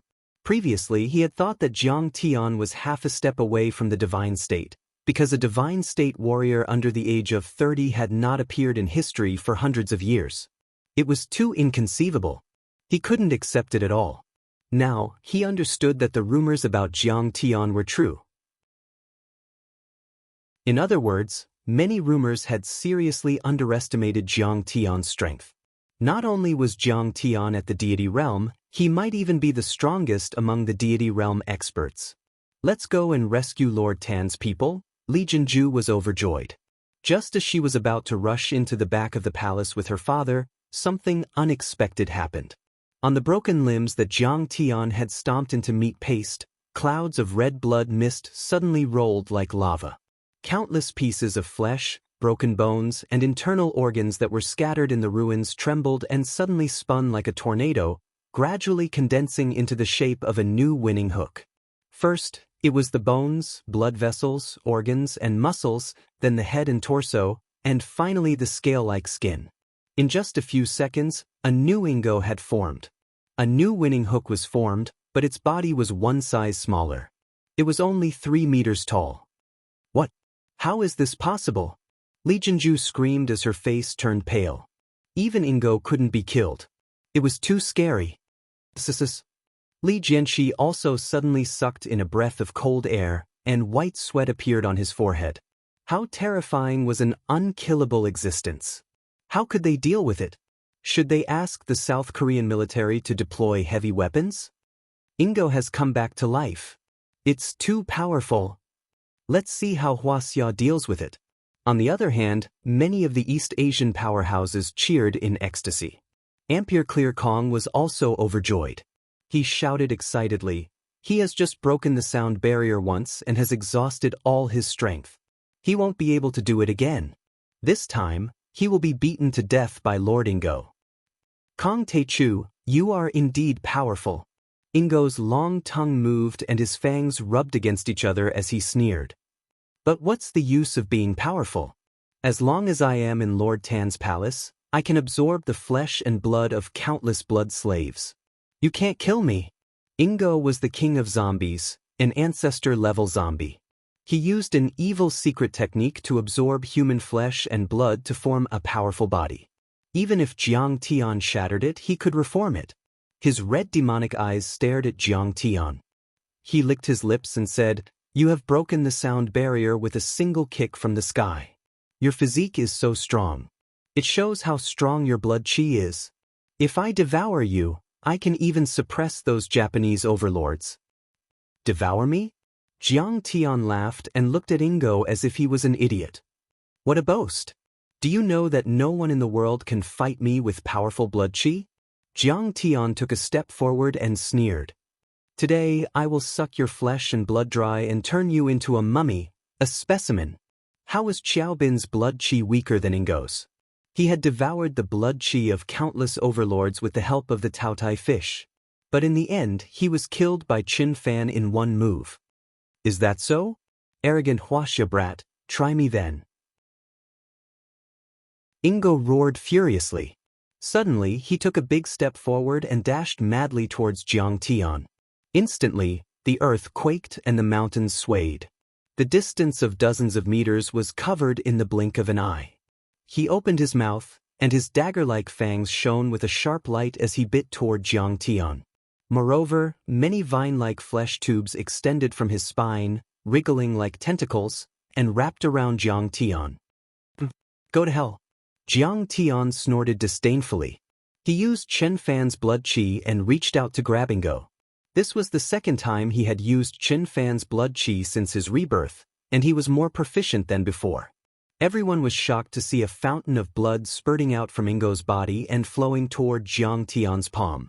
The streams of blood were scarlet and translucent, as if they had a mind of their own.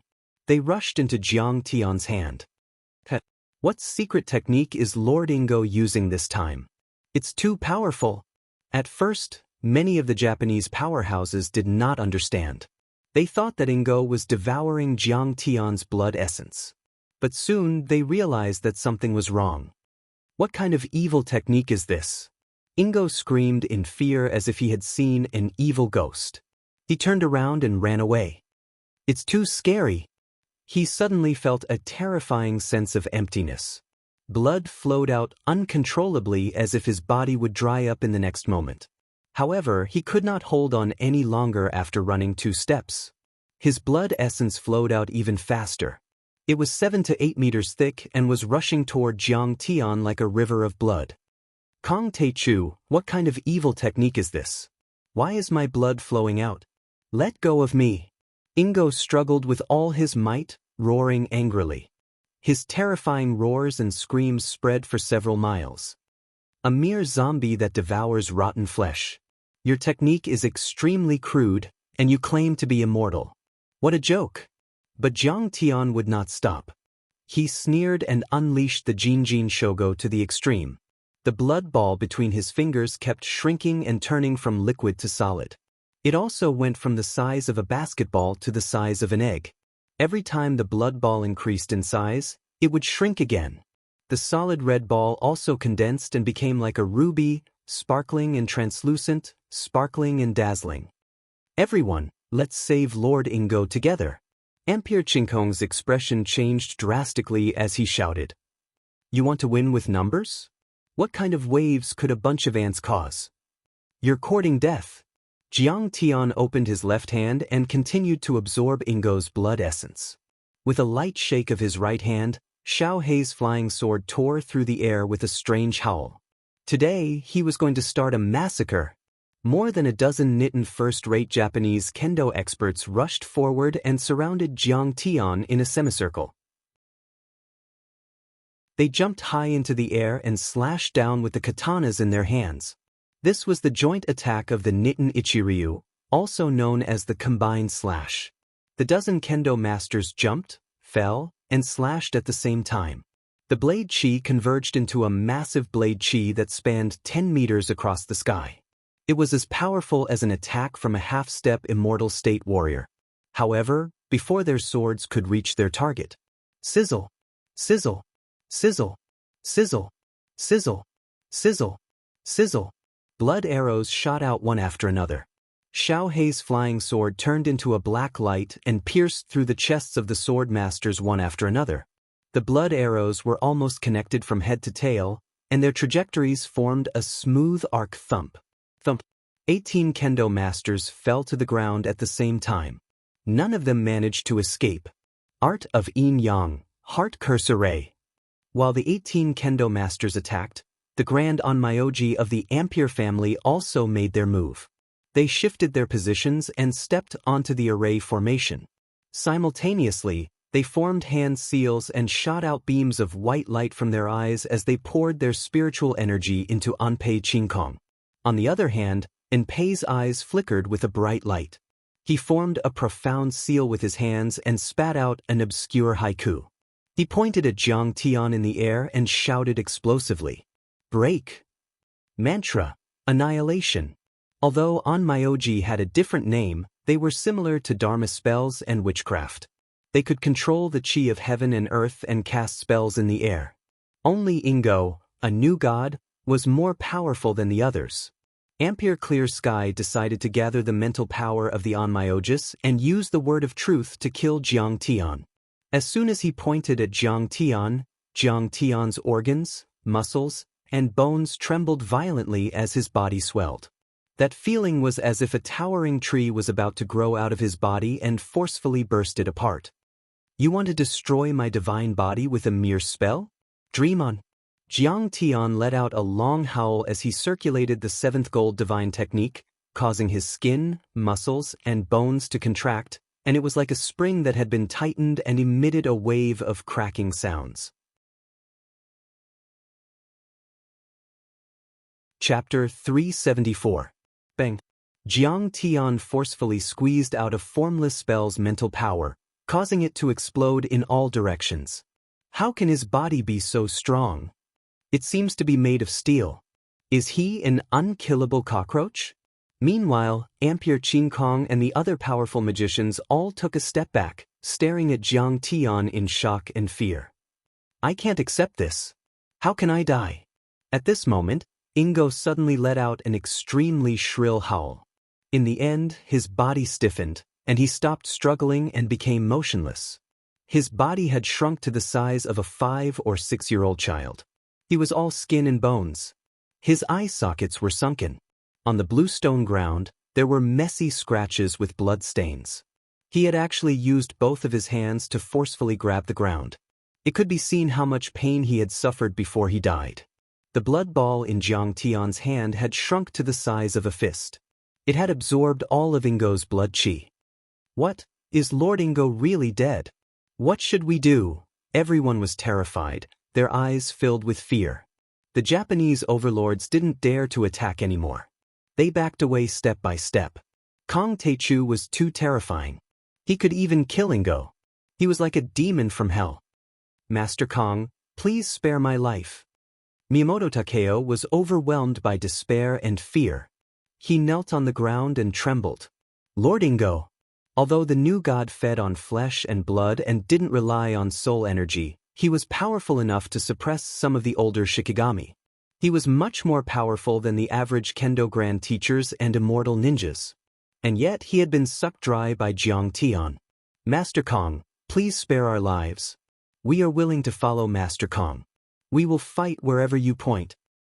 Grandmaster Jiang, we submit. Please spare our lives. Fear seemed to be contagious. The other Japanese overlords all knelt on the ground, fearing that Jiang Tian would kill them. No matter if they were kendo masters, first-class ninjas, or gang members, at this moment, all of them were kneeling on the ground in submission, worshipping Jiang Tian as if they were worshipping a god. Some were even bawling loudly with snot bubbles coming out of their noses. That kind of ugliness was simply indescribable. In the end, even Pei Qingkong knelt down. His aged face was covered in humiliation, sorrow, and despair, and he kept silent as if he was at the mercy of others. Yin-yang masters had frail physical bodies. They relied entirely on controlling spirits and controlling ghosts to kill their enemies. Ingo was already dead, so they could only use their spells. He had lost his backing and was no match for Jiang Tian's saber. Don't you East Asians claim to uphold the samurai spirit of honor, loyalty, courage, righteousness, propriety, sincerity, restraint, and benevolence, and would rather die than submit? Jiang Tian put his hands behind his back and asked with interest. That was in the past. We have to keep up with the times. We respect the strong, and we will submit to whoever is strong. Miyamoto Takeo was like a loyal dog that had just met its master. He squeezed out a flattering smile and moved his knees toward Jiang Tian. Master Kong, we are willing to submit to you and be your lackeys. I am a kendo master, which is equivalent to a grandmaster in Hua Xia. They are quite powerful too. At this moment, he still had some confidence in himself. After all, they were all powerful fighters, and Jiang Tian would need their help if he wanted to take over South Korea. You are just a bunch of East Asians. How dare you be my lackeys? To their surprise, Jiang Tian smirked and swung his right hand. The little black flying dagger shot out again. Sizzle! Sizzle! Sizzle! Sizzle! Blood splattered everywhere, and many East Asians were beheaded before they could even scream. The little black flying dagger was also faster than the speed of sound, and these people were killed before they could react. Even Miyamoto Takeo did not manage to escape. His head was sliced open by the black flying dagger. Master Kong, if you kill me, you will regret it. Only Ampere Clear Sky managed to let out a cry of surprise. But Jiang Tian's divine will moved. The little black flying dagger stopped 3 inches away from Ampere Clear Sky's chest. Master Kong, please spare my life. Ampere Clear Sky's face was pale, and his lips were trembling. I thought you had some backbone, but you are just the same. You also know how to beg for your life. Jiang Tian clasped his hands behind his back and sneered. Tell me, why should I spare your life? Why would I regret it if I don't? Master Kong, the Ampere family is one of the top yin-yang master families in East Asia, and we rule over Kyushu. Ampere Clear Sky trembled.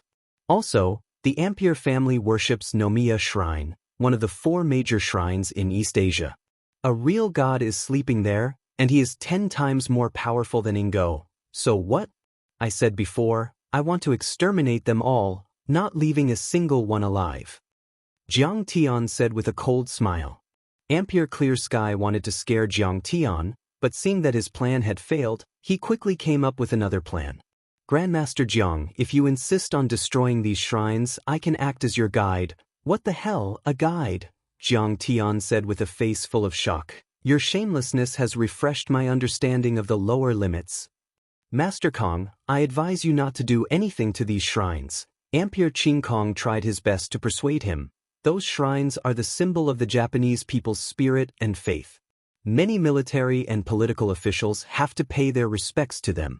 If you destroy those shrines, you will become the enemy of the entire Japan. At that time, I'm afraid that the self-defense forces will take action. Even if you are an immortal state warrior, I am afraid. Hey, are you threatening me? Jiang Tian glared at him as if to say, Kid, I finally got you. My lord, I wouldn't dare. I'm just giving you a friendly reminder. Ampere Clear Sky was so shocked that he almost jumped out of his seat and shouted. He was so depressed that he wanted to vomit blood. This Grandmaster Jiang was too temperamental. If he wanted to condemn someone, he could easily find a pretext. I am going to kill you anyway. Jiang Tian sent out his divine will. Xiao Hei's flying blade pierced through his chest. Demon! You are a bloodthirsty demon. I will send you to the 18th level of hell. And Pei Qing Kong fell to the ground on his back, blood spurting out of his chest. He screamed angrily, but his breathing was weak. You East Asian bastards are the real murderous beasts. You have committed countless crimes in Huaxia. If you like to kill, you should be prepared to be killed. Jiang Tian sneered and walked toward Ampere Clear Sky. Lin Fan was feeling great. Killing the Japanese was too satisfying. Although he had a personal grudge against the Huaxia society in Singapore, he did not feel so good about it. After all, many of them were descendants of Huaxia. However, the East Asian bastards were different. He didn't feel the slightest bit of guilt. Especially the generation of Jiang Tian's great-grandfather. It was unknown how many people had died in the Jinling massacre. If you kill me, you will regret it. Seeing Jiang Tian walk toward him, Ampere Clear Sky grinned and said viciously, "There are 4 top shrines in East Asia and each of them has a different divine power. Hee, even if you are an immortal state warrior, you won't be able to defend yourself against me without my guidance. You will die without my help. Idiot, do you think you can fool me?" Jiang Tian reached out and grabbed Ampere Clear Sky's head. His 5 fingers pierced deep into Ampere Clear Sky's skull like steel hooks. At the same time, Jiang Tian's divine will drilled into Ampere Clear Sky's mind. The soul-searching technique was a cultivation technique that allowed one's divine sense to be cultivated to a high level. It defied the heavens and went against the laws of nature. Even though Jiang Tian had reached the 5th level of qi refinement and could easily erase someone's memory, he couldn't use the art of soul-searching, especially when yin-yang masters were soul cultivators. However, Jiang Tian had beaten him half to death. His mind was filled with negative emotions such as pain, hatred, and despair. Therefore, the art of soul-searching was a piece of cake. Suddenly, images of the East Asian cultivation world appeared in Jiang Tian's mind. Jiang Tian took all of Ampere Clear Sky's memories.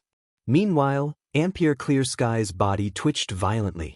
Blood spurted out from his eyes, nose, mouth, and mouth. In the end, his eyes dimmed and he passed away. At this time, Li Jinju had already walked quickly behind Jiang Tian and stood respectfully, looking at Jiang Tian's back with eyes full of admiration. He had killed Ingo and many overlords on his own and saved Lord Tanjuan's family. If the news spread to East Asia, it would cause a huge uproar. When Li Jinju, Li Jianxi, and the others arrived at Lord Tanjuan's Taoist palace, they were all stunned. Hundreds of Lord Tanjuan's disciples were lying on the ground, motionless. Each of them was as thin as a mummy. Their robes were rotten and dirty, and there was a large wound on their necks and spines. Pus and blood were constantly flowing out, and the stench was overwhelming. "Grandpa, what's wrong with you?" Li Jinju hugged an old man and began to cry loudly. This old man was the sect master of Lord Tanjuan's Taoist palace, the heir of the family and the one who had adopted Li Jinju. He used to be as strong as a transcendent grandmaster, but then his yellow hair had fallen off and blue veins were popping out on his scalp. He looked haggard and skinny, as if a gust of wind could blow him away. "Jinju, we've been used by someone. I thought Pei Qing Kong would help us. Who would have thought that he only treated us as blood slaves, as resources to improve his cultivation?" Old Palace Master Tanjun was barely breathing. 2 streams of tears flowed out of his sunken eyes as he choked with sobs. "Ingo is a flesh-eating zombie, not an entity. Your senior uncles and I have been sucked dry by him for half a year and lost all our power. I'm afraid we won't make it." Seeing this, Jiang Tian remained calm, but he heaved a sigh in his mind. He had seen too many similar things in the cultivation world. Many cultivators and sects thought they had made a fortune when others gave them cultivation arts, cultivation resources, and other benefits. But there was no such thing as a free lunch in this world. In the end, they were all used as cauldrons and even absorbed by a sect. It was indeed important to be good at using other things in cultivation. However, one couldn't rely on others and lose their independence. Otherwise, they would be doomed eternally. "Grandpa, you must be able to save us," Li Jinju pointed at Jiang Tian with tears in her eyes. This is Grandmaster Jiang, the #1 Grandmaster in Huaxia. He has already killed Ingo and those Japanese villains. He has unfathomable abilities and will definitely be able to save you.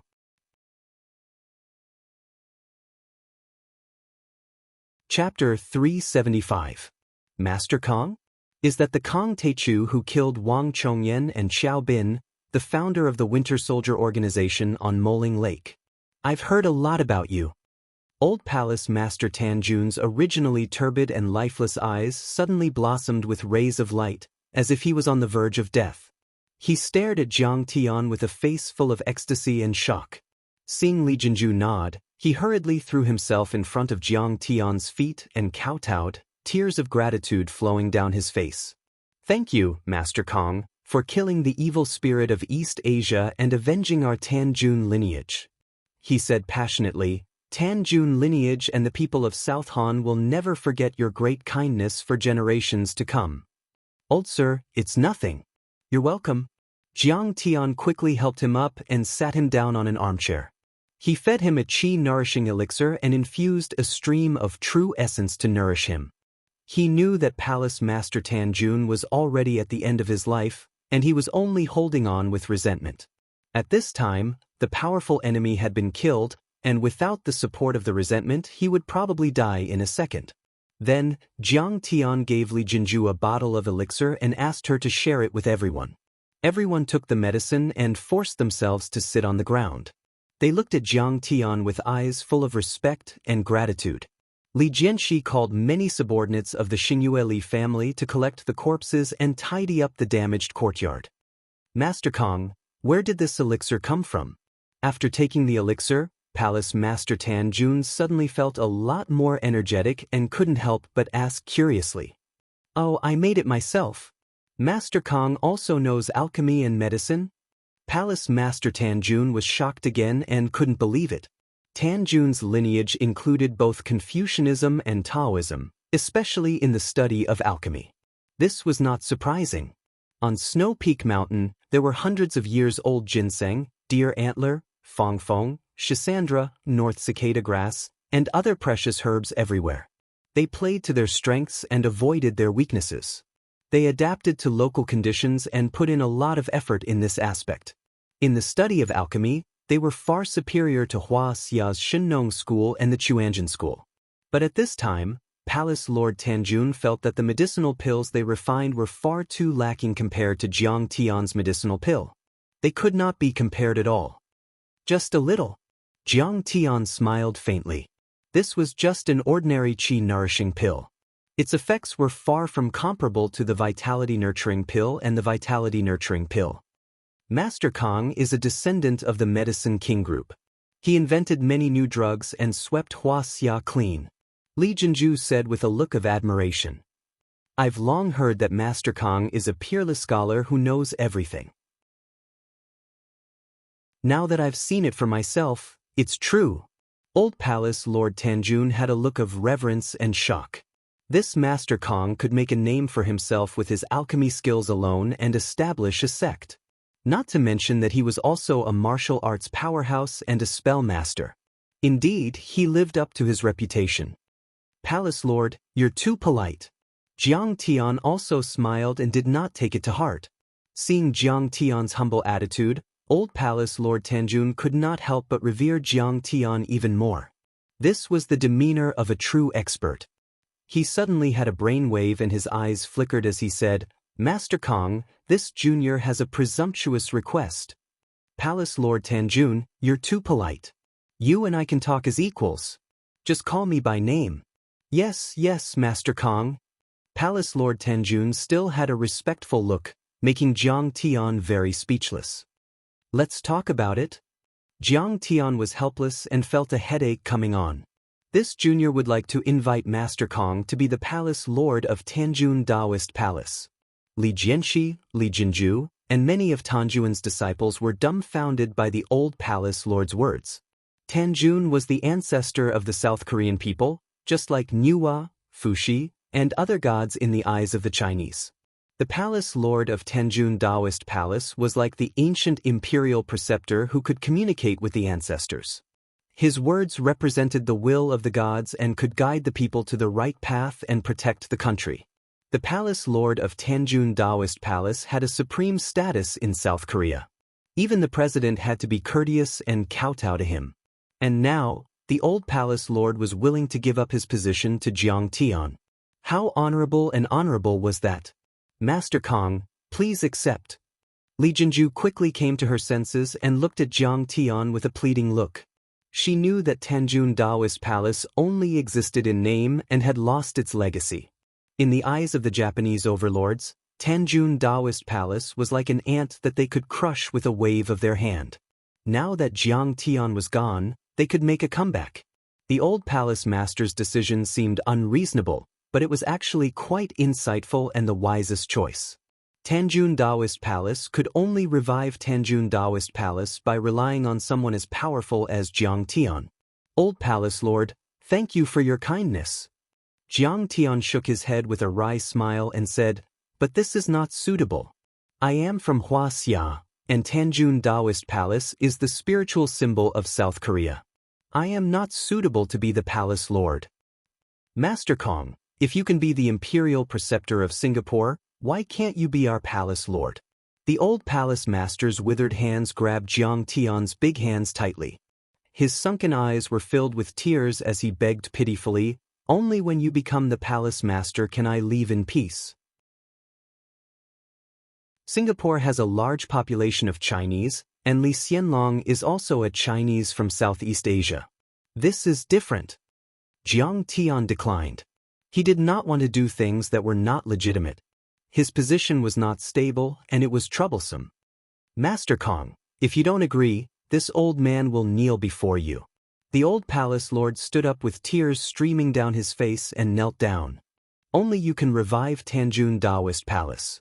If you don't agree, this old man will not rest in peace. He looked up and screamed.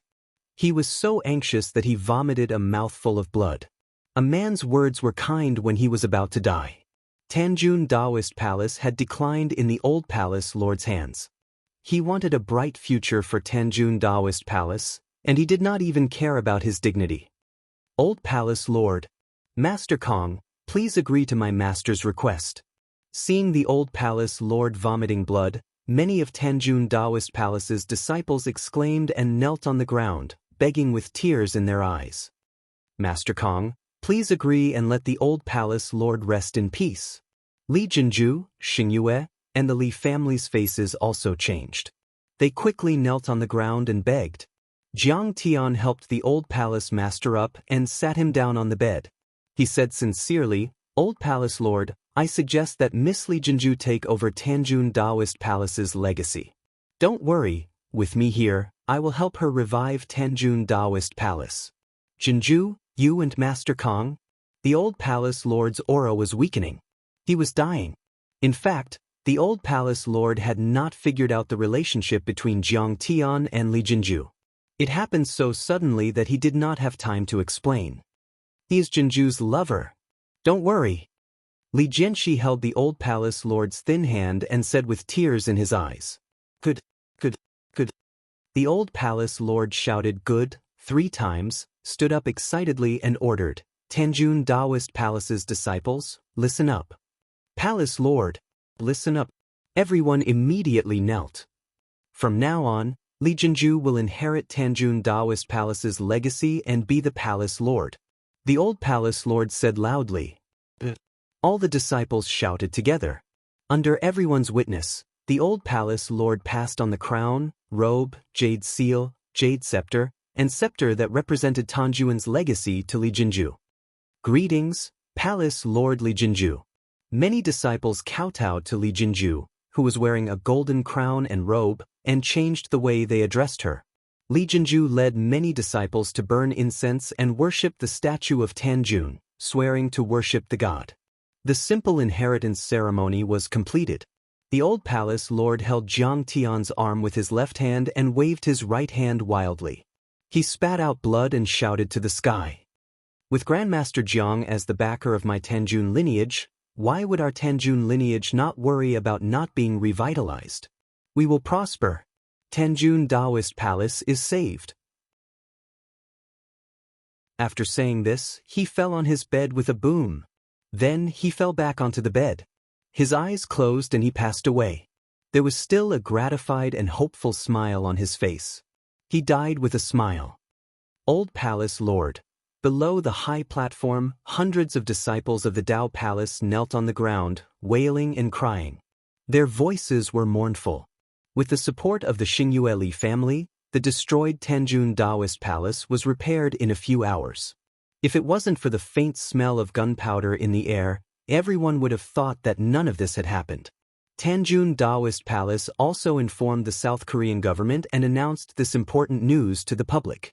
The next day, South Korea's president, Roh Woo-swan, led a group of high-ranking political officials and representatives of society to the Tanjun Taoist Palace, braving the wind and snow. They kowtowed as they walked along the mountain path to meet Lee Jin-ju, the new palace lord of the Taoist Palace. The various Korean media outlets were also reporting on this matter in great detail. However, the fact that Tanjun's faction had once been controlled by a Japanese expert, as well as the battle between Jiang Tian and Anpei Chinkongingo, was kept a secret. The death of the old palace master was also reported as having died of old age. In the next few days, Lee Jin-ju also made a speech on the media. She said that she would revive Tanjun Taoist Palace and promote the spirit of Tanjun Taoist Palace. Lee Jin-ju wore a red robe and a golden crown on her head. Posters of her sitting on the throne overlooking the world were plastered all over the streets of South Korea. Her face was beautiful, and she exuded a holy aura. She looked like a goddess who had descended to the mortal world. The ascension of the new palace lord of Tanjun Taoist Palace was a major event in South Korea. It was no less important than the inauguration of a new president. The whole of South Korea was on a 3-day holiday, and people from all walks of life held all sorts of celebrations. Dragon boat races, war drums, firecrackers, gongs and drums, etc. 3 days later, the busy Lee Jin-ju finally had time to talk to Jiang Tian about Tanjun Taoist Palace's future. Master, inside an elegant guest room in Tanjun Taoist Palace. It was as warm as spring, and a paper lantern emitted a soft glow. Lee Jin-ju took off her cloth shoes, revealing her small feet that were covered with cotton socks.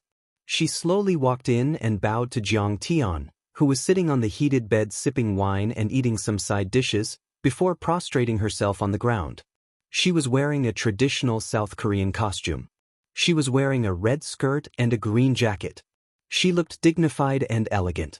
Her soft, jet black hair was coiled into a simple bun on top of her head, with a phoenix-shaped antique jade hairpin inserted into it, revealing a section of her snow-white and slender neck and even part of her back. Her fair skin was as white as snow, causing people to daydream. After she knelt down, her round and full buttocks tightened into a round curve. It was extremely seductive.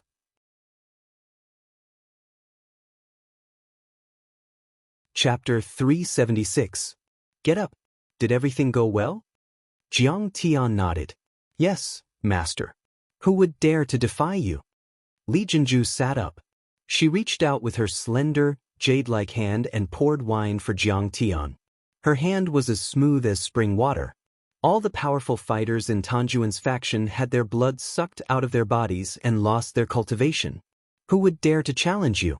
Moreover, their master had indeed turned the tide and saved Lord Tanjuan's lineage. They were also convinced by him. Now, I have taken over all the assets and arranged for my men to take over all the important positions. Tanjuan's faction was not as simple as a Taoist palace. They had controlled South Korea for a few hundred years and had built temples and palaces all over South Korea. They also had charitable foundations and cultural companies. They were as powerful as the Xingyue family. Other than that, they also had a lot of magical herbs. Although they were not very useful for Jiang Tian's cultivation, they were very useful to the Medicine King group.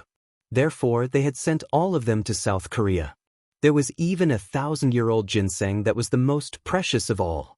This old ginseng had already grown into the shape of a human. It had all 4 limbs and features. It was extremely rare and was about to become a medicine spirit. Jiang Tian accepted it with a smile. After all, he was not short of money. However, these herbs were priceless and he needed them badly. Very good. Jiang Tian picked up a piece of sour and spicy kimchi and nodded approvingly. But Master Kong, I used to represent Tanjun in some foreign affairs and public relations activities. I have never cultivated for a long time. Li Jinju's eyes rippled as she looked at Jiang Tian with a pitiful look. Master Kong, I know that I am not worthy of being your woman and you will not stay in South Korea for long. After you leave, if a strong enemy comes and I don't have any cultivation, won't I be at their mercy? Don't worry. Jiang Tian cracked a smile and said, if you want, I can help you reach the transcendent master level in one night. Of course I'm willing, but how is that possible? Li Jinju sucked in a breath of cold air, her face full of shock. Tanjun's lineage also cultivated both techniques and martial arts. She knew that a martial artist's cultivation was like rowing a boat against the current, and it was filled with difficulties. Every single step forward required 10 years of bitter effort. How could it be as simple as Jiang Tian said? Take this blood pill and you'll be able to do it. Jiang Tian waved his hand and a sparkling, translucent and dazzling pill appeared in his hand. It was the size of an egg and emitted a pungent smell of rust and blood. This is... Li Jinju suddenly understood, her eyes filled with fear. Is it the blood essence that Master extracted from Ingo? Yes. To be exact, it also contains the blood essence of the old palace master and your martial uncles, senior brothers and junior brothers. Jiang Tian said with an indifferent expression. After you swallow it, I can help you absorb and refine it. Although it is against the laws of nature, it can indeed help you reach the transcendent state overnight. The question is, do you dare or do you want it? The thought of swallowing the blood essence of her senior brothers made Li Jinju's stomach twitch. She was so disgusted that she almost vomited. However, the thought of stepping into the transcendent state in one night was extremely tempting to her. Her eyes gradually became heated and determined. In the end, she pursed her red lips and said with determination in her eyes, "Okay, I'll do it." Cultivation is indeed the most attractive thing. Jiang Tian looked at Li Jinju who was choking on the blood pill and shook his head gently. He took a sip of liquor. Li Jinju's beautiful eyes were filled with tears as she glanced at Jiang Tian, and she felt extremely resentful and wronged as she muttered in her heart. Master, if I didn't possess any cultivation and was only a mortal woman, how could I have the qualifications to be your servant? After Li Jinju swallowed all the blood pills, Jiang Tian said lightly, "Take off your clothes and be naked." Li Jinju was stunned and then became ecstatic. Oh my God, Master finally wants me? She blushed and her watery eyes rippled. First, she went outside and dismissed all the guards and ordered them not to come in no matter what. She then returned to the heated Kong bed and slowly removed her clean cotton socks, revealing her small, slender, delicate and jade-like feet that were so beautiful that they could not be compared to anything else. Then she unbuttoned her clothes with trembling hands. Her beautiful face was burning red, and she was so nervous that her clothes fluttered to the ground one by one. In the end, her snow-white and lofty chest, her slender and perfectly round beautiful legs, her lower abdomen that was flat to the point it didn't have a trace of excess fat, and her slender waist that could be held with one's hand were completely revealed before Jiang Tian's eyes. She covered her chest with one hand and nervously stepped on the smooth and warm solid wood floor. Her seductive legs were in an M shape. Her delicate body trembled uncontrollably as she looked at Jiang Tian expectantly and said, "Master, please do it. I'm ready." She clenched her teeth and looked as if she was facing death with equanimity. It was said that a woman's first time was very painful. Now, I'll use acupuncture to open up all your meridians and help you disperse the excess heat. Otherwise, it will burn your meridians. Jiang Tian waved his hand, and a few acupuncture needles appeared in his hand as he said indifferently, "Huh." In an instant, Li Jinju was so embarrassed that she wanted to find a hole to hide in and disappear from Jiang Tian's sight. She straightened and closed her legs. So it's acupuncture. But I thought, so shameful. So shameful. Jiang Tian's acupuncture was like moving clouds and flowing water. His eyes were indifferent and calm to the extreme, like an ancient well without any ripples. In fact, Li Jinju was very beautiful. She could even make his heart ripple a little, but only a little. To him, the body was just the surface. Not to mention he was helping her absorb the blood pill. The most important thing was that he already had Qingya. However, Li Jinju looked at Jiang Tian's calm and focused face, and her eyes gradually became intoxicated. As long as he nodded or even hinted, she would fall into his arms. However, he didn't have the slightest bit of interest. He didn't even take advantage of her. His fingers didn't even touch her delicate body during the acupuncture. What a noble and pure man. Those vulgar men who couldn't walk away when they saw women couldn't compare at all. However, as Jiang Tian began to use acupuncture to refine the blood pill, abundant qi and blood rushed to all the acupuncture points in Li Jinju's body. She also began to feel hot. Her originally snow-white skin turned pink and sparkling beads of sweat began to seep out. "Master, I'm so hot, so uncomfortable." Li Jinju's face was like spring water, twisting her slender waist like a big white snake, and the two snow-white lumps on her chest rhythmically trembled out two dazzling waves, which were incomparably deep, and her two snow-white plump thighs were also tightly clamped together. "Don't move." Jiang Tian frowned. He did not even raise his head as he continued to perform acupuncture. "Otherwise, why would I ask you to take off your clothes?"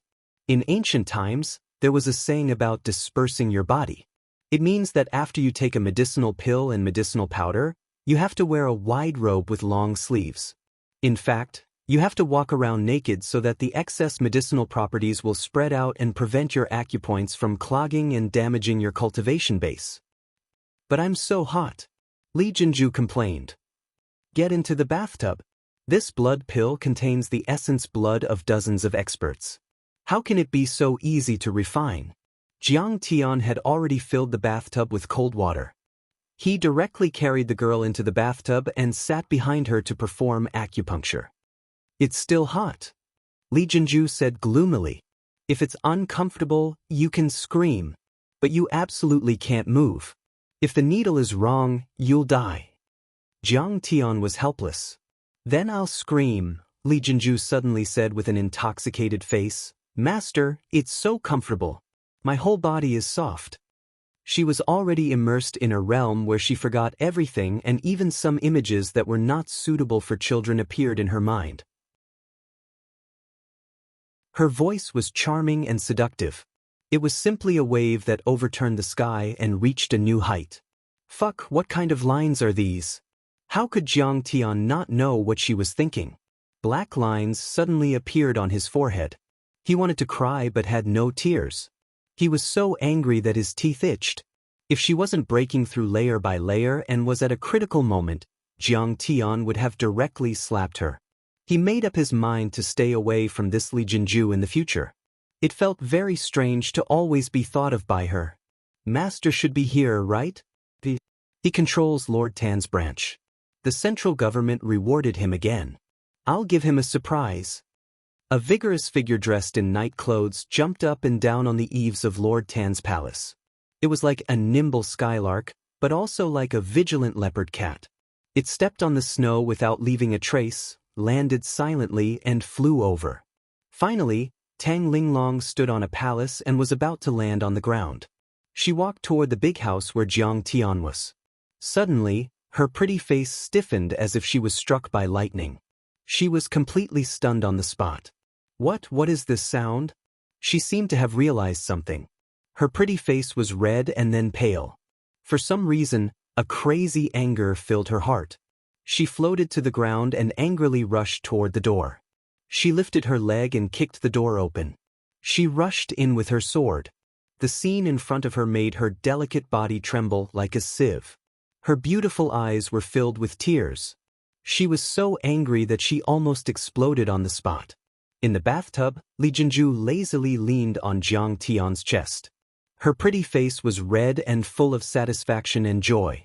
Jiang Tian also lazily leaned on the inner wall of the bathtub, looking weak. But when they saw Tang Linglong suddenly come in, both of them were shocked. Even a fool would know what had just happened. Which? How dare you seduce my master? Go to hell. Tang Linglong was so angry that her full chest violently heaved. Her voice was like the sad cry of an injured little beast. She raised her hand and stabbed her sword. The cold light flickered and was incomparably sharp, piercing toward Li Jinju's neck. What are you doing? Jiang Tian frowned and shouted. With a wave of his hand, a huge pressure blasted out.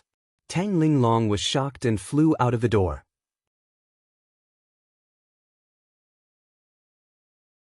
Chapter 377. You hit me.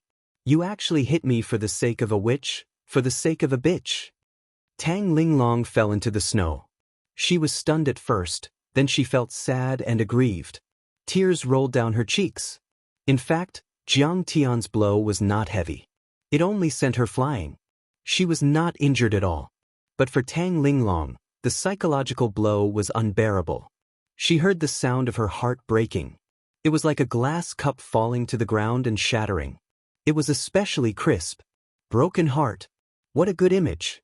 It turns out that when a person is too sad, their heart will indeed break. A hazy thought appeared in her mind. She propped herself up on the snow with both hands and staggered out. Where are you going? At this moment, Jiang Tian had changed into a set of clean clothes, walked in with large strides, and asked in a cold voice. Tang Linglong's body stiffened. She wiped her tears and said coldly without looking back, Where I go is none of your business, Master Kong. Anyway, you have a beauty in your arms and you are free and unfettered. When did you still have me in your heart? You still know that you are my disciple? How dare you talk to me like that? How dare you? Jiang Tian raised his eyebrows and flew into a rage. You can do it, so why can't I say it? You keep saying that you love Sister Qingya, but what about now? Tang Linglong said stubbornly. The truth is not what you think. Jiang Tian forced himself to calm down and said angrily. I have seen it. What else can the truth be? Master Kong has divine sense. If I didn't sneak in, I wouldn't have seen your true face, Master Kong. Tang Linglong's tone was cold and full of sarcasm, but there were big drops of tears falling from her beautiful eyes. My true face? What kind of attitude is this?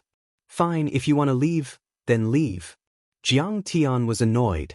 When had he ever explained anything to anyone? Why don't you explain? Tang Linglong's body stiffened slightly and she asked sadly with tears. Do I need to explain to you? Remember, you are only my disciple. Jiang Tian's voice suddenly turned cold. He turned his head and shouted, Li Jinju, where the hell did you go? Prepare another room for me. He left without looking back. Yes, I'm only your disciple, I'm only your disciple. A disciple that can be expelled from the sect and abandoned like a pair of worn-out shoes. If a disciple dies, he can take in another one.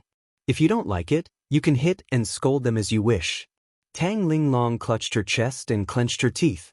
Her face was full of tears as she kept sobbing. You want me to die cleanly, right? Fine, I'll die in front of you. In the next moment, she took a deep breath, and her beautiful face was filled with determination. She staggered out of the courtyard against the wind and snow and disappeared into the deep night. Jiang Tian did not take Tang Linglong's departure to heart. He directly entered a quiet room to meditate and cultivate. Her current cultivation was also very strong. Other than top experts like Qiao Bin, not many people could hurt her. She was not a child anymore. Unpei Qing Kong and many other experts who were stationed at Lord Tanjuan's place were killed by Jiang Tian along with the members of the Yamaguchi-gumi. Although the South Korean government kept a tight lid on the news, the earth-shattering battle between Jiang Tian and Ingo was witnessed by many tourists. The news still reached Japan a few days later. Kyushu Island, Nomiya Shrine. The courtyard was filled with cherry trees, acorns, bamboo cypresses, rockeries, and strange rocks. Black palaces overlapped one another. The environment was quiet, ancient, and pleasant. Stepping into the courtyard was like walking into the distant Edo period. In a tea room, for people were kneeling on tatami mats. Anpei Qingkong and the new Shinigami Ingo have fallen in Lord Tanjuan's Taoist palace. Anpei Jiping's gloomy eyes flashed with sorrow as he said these shocking words. He was already 100 years old and was Anpei Qingkong's eldest brother. He was one of the top 3 grand onmyologists in Japan. His cultivation was many times stronger than Anpei Qingkong's. Wei Shuofeng of Lingnan, Wang Chongyan of Singapore, and Venerable Master Hongfyun were all inferior to him. If there were any Japanese cultivators here, they would be shocked. The 4 people in the room were all top-tier overlords in Japan. If they worked together, they could dominate Kyushu. How is that possible? There is no one in South Korea who can kill Ingo. A Sword Dao great teacher who was close to 60 years old was in disbelief. His name was Nagaki Miyamoto, and he was the master of Niton first-rate kendo. He had reached the level of a kendo grand teacher and was rumored to be as powerful as an immortal state warrior. Although he was already in his 60s, he didn't look old at all. His thick eyebrows extended to his temples, and his nose bridge was high. His eyes were glinting brightly as he looked around. His back was as straight as an unsheathed sword, exuding a domineering aura. I heard that he is from Huaxia. Another man chimed in. His aura was dark and gloomy as if he had blended in with his surroundings. If he used ninjutsu, he could even disappear on the spot. He was one of the top ninjas in Haga, and one of the top 10 ninjas in Japan, Hattori Hanzo. Huaxia. Nagaki Miyamoto was shocked. Ingo is as powerful as an immortal state warrior, but there are no immortal state warriors in Huaxia. Even Yi Zhantian is only half an immortal state warrior and is on par with Ingo. Could it be that an elite from the Yin sect of Huaxia has appeared? Ancient Wudong? Ancient Yensong? Or the sword cultivators of Mount Shu, ancient Kunlun?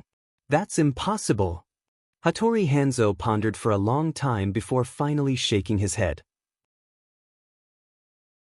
From what I know, the cultivators of Huaxia's hidden sects pursue the supreme heavenly Tao in order to become immortals and gods and ascend. They have never interfered with the affairs of the mortal world. They didn't even intervene during the war between China and Japan. The Yin sect will not intervene unless it is the end of the world. Anpei Jiping nodded in agreement. Masters, I have received accurate information that the man is not from the Yin sect. He is an elite from the secular world of Huaxia. A charming woman in a black kimono with a white flower on her chest said with a smile. Her hair was tied up high, revealing her snow-white neck. She was about 40 years old, with a fiery figure and a curvaceous figure. She was as seductive as a honey peach, making one unable to resist the urge to take a bite. Ishii Yurin, an elite from the secular world. Could it be Yi Zhantian? When Nagaki Miyamoto looked at her, there was a burning desire in his eyes, but it quickly disappeared. A woman must be beautiful and filial. The widow, Ishii Yurina, was actually already a middle-aged woman, but her phoenix eyes were still as gentle as water. Her jade-like skin was set off by the black mourning clothes, making her appear even fairer. In addition, her chest was half hidden, and the alluring fragrance she emitted was enough to steal one's soul. Any man who saw her would want to press her down on the bed and ravage her. But even Nagaki Miyamoto dared not underestimate her. She was the current leader of the Yamaguchi-gumi, the largest Yakuza organization in Japan. She was proficient in kendo, ninjutsu, and yin-yang jutsu. She was very powerful and ruthless. Her husband, the former leader of the Yamaguchi-gumi, Tianganga, died in his home. Rumor had it that it was her doing.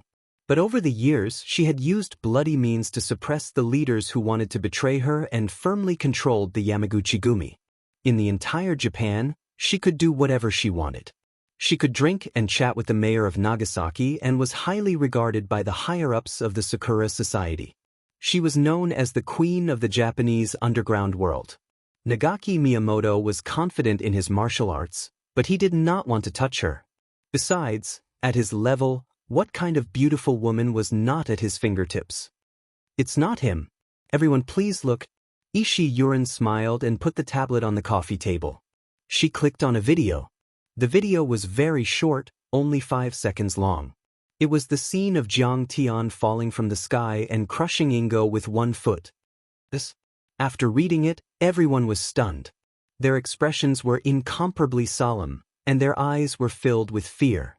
They all sucked in a breath of cold air, falling from a height of a few hundred meters and breaking the sound barrier with 1 foot.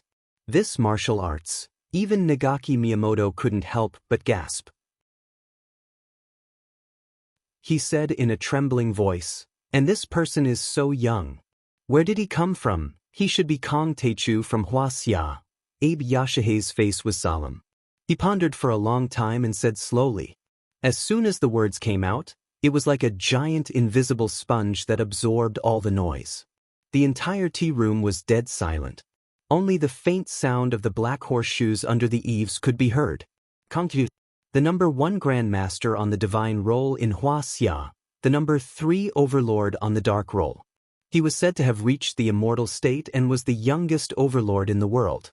The number of famous overlords who had died in his hands was countless.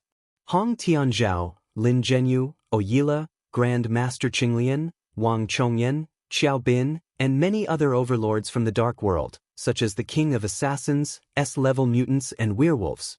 No one would dare to fight against such an overlord unless it was a superpower. Even a small country like Singapore, which was economically powerful but militarily backward, had to rely on him and treat him as the state teacher of Singapore. It really is him. Even if Ishiyu Lien was mentally prepared, when he really believed that this person was Jiang Taichu, his heart jumped and his face turned ugly. The other 3 were also shocked and surprised. They had never thought that Kong Taechu would come to South Korea and kill the Japanese overlord in Lord Tan's palace. What does he mean? Is he helping Lord Tan because he is on good terms with them, or is he pointing his sword at the Japanese cultivation world? Nagaki Miyamoto furrowed his brows and asked.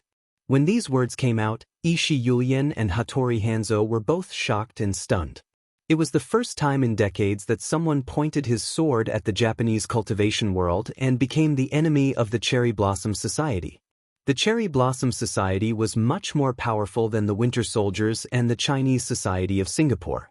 They had a long history and had many overlords. They were on par with the Blue Storm and the Palace of Gods. Besides, the Cherry Blossom Society was backed by the Japanese royal family, the government, and the Japanese self-defense forces. Was Kong Taechu really that bold to fight against the Cherry Blossom Society? It was unbelievable.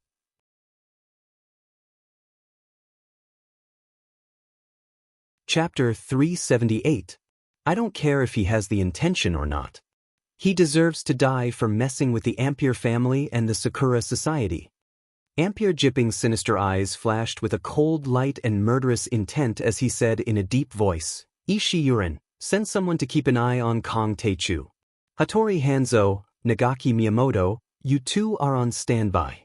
Once Kong Taechu leaves South Korea and attacks Japan, kill him immediately. Yes, my lord. The 3 of them bowed together, and a terrifying murderous aura surged out, filling the tea room. While Nomiya Shrine was moving, Jiang Tian had already made arrangements for Tanjuan's family. Xing Yu Li family's 3C business was also handed over to Chen Jiafu's giant egg network. Chen Jiafu and Yuan Ning were extremely grateful to Jiang Tian. They went to the Taoist palace and thanked Jiang Tian again and again. It could be said that Jiang Tian only needed to say a few words to get the business that they had been begging for months without success. Grandmaster Jiang, we hope that you can come to Yanjing when you have the time. Let us do our part as a host and express our filial piety and gratitude. Yuan Ning and Qin Jiafu went to the Taoist palace together. After bidding farewell to Jiang Tian, they invited him with a smile. I will definitely go to Yanjing. Jiang Tian smiled, but a glint of sharpness flashed in his eyes. Seeing this, Yuan Ning's heart skipped a beat. She was worried for Song Shuangyan. She even saw the president of South Korea, Ro Wuyun, waiting outside to meet Jiang Tian. He was the ruler of a country, but he had to wait for Jiang Tian. With Jiang Tian's current power, he might not be able to crush the Song family, but he could at least give them a headache. Grandmaster Jiang, that's great. We'll definitely welcome you with open arms. Qin Jiafu hadn't thought of this yet, and said excitedly. In his heart, Master Kong was like a god. He never dared to dream of being on equal footing with Jiang Tian. But if Jiang Tian were to go to Beijing, he would be able to help him drive, carry his bags, arrange trifles, and wait for orders. Being Jiang Tian's henchman was equivalent to hugging a thick thigh. As for Jiang Tian, even a little bit of soup leaked out from between his fingers was enough for him to eat until his belly was round. The two of them didn't dare to delay Jiang Tian too much. After expressing their gratitude, they got up and left. Jiang Tian suddenly waved his hand and said, "Oh right, Chen Jiafu, remember, never sign a performance-based gambling agreement. This will only harm you." Our investor, Sun Jingyi from Japan SoftBank, wants to sign a performance-based VM agreement with me. How did you know? Chen Jiafu was shocked. God, as expected of a god, foreseeing the future. Don't worry about it, just don't sign it. Jiang Tian was too lazy to explain. Don't worry. Master Kang's words are an imperial edict to me. Chen Jiafu thanked him and went over. When they went down the mountain, Yuan Ning took the initiative to hold Chen Jiafu's hand, which made Chen Jiafu very excited. Yuan Ning, what are you doing? From now on, Brother Fu, let's date. Yuan Ning's beautiful eyes curved into a beautiful crescent moon shape. What? That day when Master Kong was fighting with the Zombie King, you pushed me away without caring about your own safety and blocked the flying rocks for me. From that day onwards, I decided. Yuan Ning held his hand tightly and smiled. I know, you're not good with words, but you love me in your heart. I'll definitely treat you well. Chen Jiafu was so moved that his eyes turned red, and he once again thanked Jiang Tian in his heart. Damn, he could tell that there was a girlfriend just by watching a fight. The goddess actually fell in love with him. At noon, Li Jinju brought breakfast and served Jiang Tian. She said a little embarrassedly, Master, that day, did I cause some misunderstanding? What's with you shouting like that? If you dare to do that again, I'll slap you to death. It would have been better if she didn't mention this, but once she did, Jiang Tian was also a little angry, and he glared at her and scolded. Yes, Master, this servant won't dare to do it again. Li Jinju was so scared that her face turned pale and she trembled. After waiting for Jiang Tian to finish eating, she put away the bowls and chopsticks and looked at Jiang Tian. Is that young lady from yesterday your disciple? Will this matter spread to your wife's ears? Don't worry, my wife trusts me a lot. She won't misunderstand. Jiang Tian said indifferently. Quickly putting this matter to the back of his mind, Jiang Tian left the room, pulled Li Jinju onto the flying sword, and quickly arrived at a place with abundant spiritual energy. Master, what are you doing? Li Jinju was puzzled. Jiang Tian took out a bunch of winchim grass seeds and planted them. He then set up a small spirit gathering formation at the side and said, This is very important to me. These few days, I've been looking around Snow Peak and found that this place is suitable for planting. You have to look after it in the future. Don't let anyone take it away. Actually, from the moment Jiang Tian set foot on Snow Peak, he found that the spiritual energy here was much more abundant than that of Mount Fulong. However, he still couldn't move his entire family here. After all, the Jiang family's foundation was still in Jinling and the Medicine King group. He could only settle for the next best thing, which was to plant the winchim grass and absorb the spiritual energy here to make the vitality enhancement pill in the future. Yes, Master. I'll guard it strictly. Li Jinju's expression turned serious, and she quickly agreed. Treat it as the most important secret. Don't let too many people know. Jiang Tian reminded her worriedly. A stalk of winchim grass was as effective as a supreme-grade pill. If any cultivator found out about it, they would probably be beaten to a pulp. I understand. Li Jinju was very smart. She immediately understood what Chen Xiaobei meant. After that, Jiang Tian's operation in South Korea came to an end. He stretched his body and said, It's time to go to East Asia. I'm afraid the East Asians have already found out about it. Master, are you leaving now? Li Jinju asked reluctantly. She was completely captivated by Jiang Tian. Yeah, South Korea doesn't have a lot of resources. Other than Lord Tan, what else can I get? Jiang Tian yawned dispiritedly. Master, let me accompany you to East Asia. I'm already a phenomenal stage cultivator. Li Jinju tugged at Jiang Tian's sleeve and begged. I won't be a burden to you. That's enough, Jinju. I understand your filial piety, but it's not appropriate for you to go. Jiang Tian shook his head. Li Jinju was reluctant to part with Qin Xiaobei. Then she begged again. The South Korean government officials and tycoons want to meet you during Lord Tan's ceremony. Can you stay for 2 more days? I don't have time. Jiang Tian shook his head, causing Li Jinju to feel like they were fated, and she almost cried. After sending Li Jinju to Lord Tan's palace, Jiang Tian was about to fly to East Asia on his flying sword. Suddenly, Jiang Tian's cell phone rang. Jiang Tian looked at the caller ID and quickly answered the call. Jiang Tian, I'm coming to South Korea now. Are you still there? Pick me up at the airport in 3 hours. Mom, why are you here? Why are you here? Jiang Tian was confused. What do you mean? Zhang Wanqing retorted. The International Medical Exchange Conference is being held in South Korea, and we are here to attend it. What's wrong? You are having too much fun outside, and you don't even want to meet me? I'm more than willing to meet you. Jiang Tian immediately agreed and smiled. I will go and pick you up now. 3 hours later, Seoul International Airport. A Gulfstream G550 commercial jet slowly landed on the tarmac. This jet was custom-made by Medicine King Group from U.S. Gulfstream Aerospace. It costs 300 million hwaseah, has 20 seats, a meeting room, a bar, and a restaurant. The interior is made of genuine leather.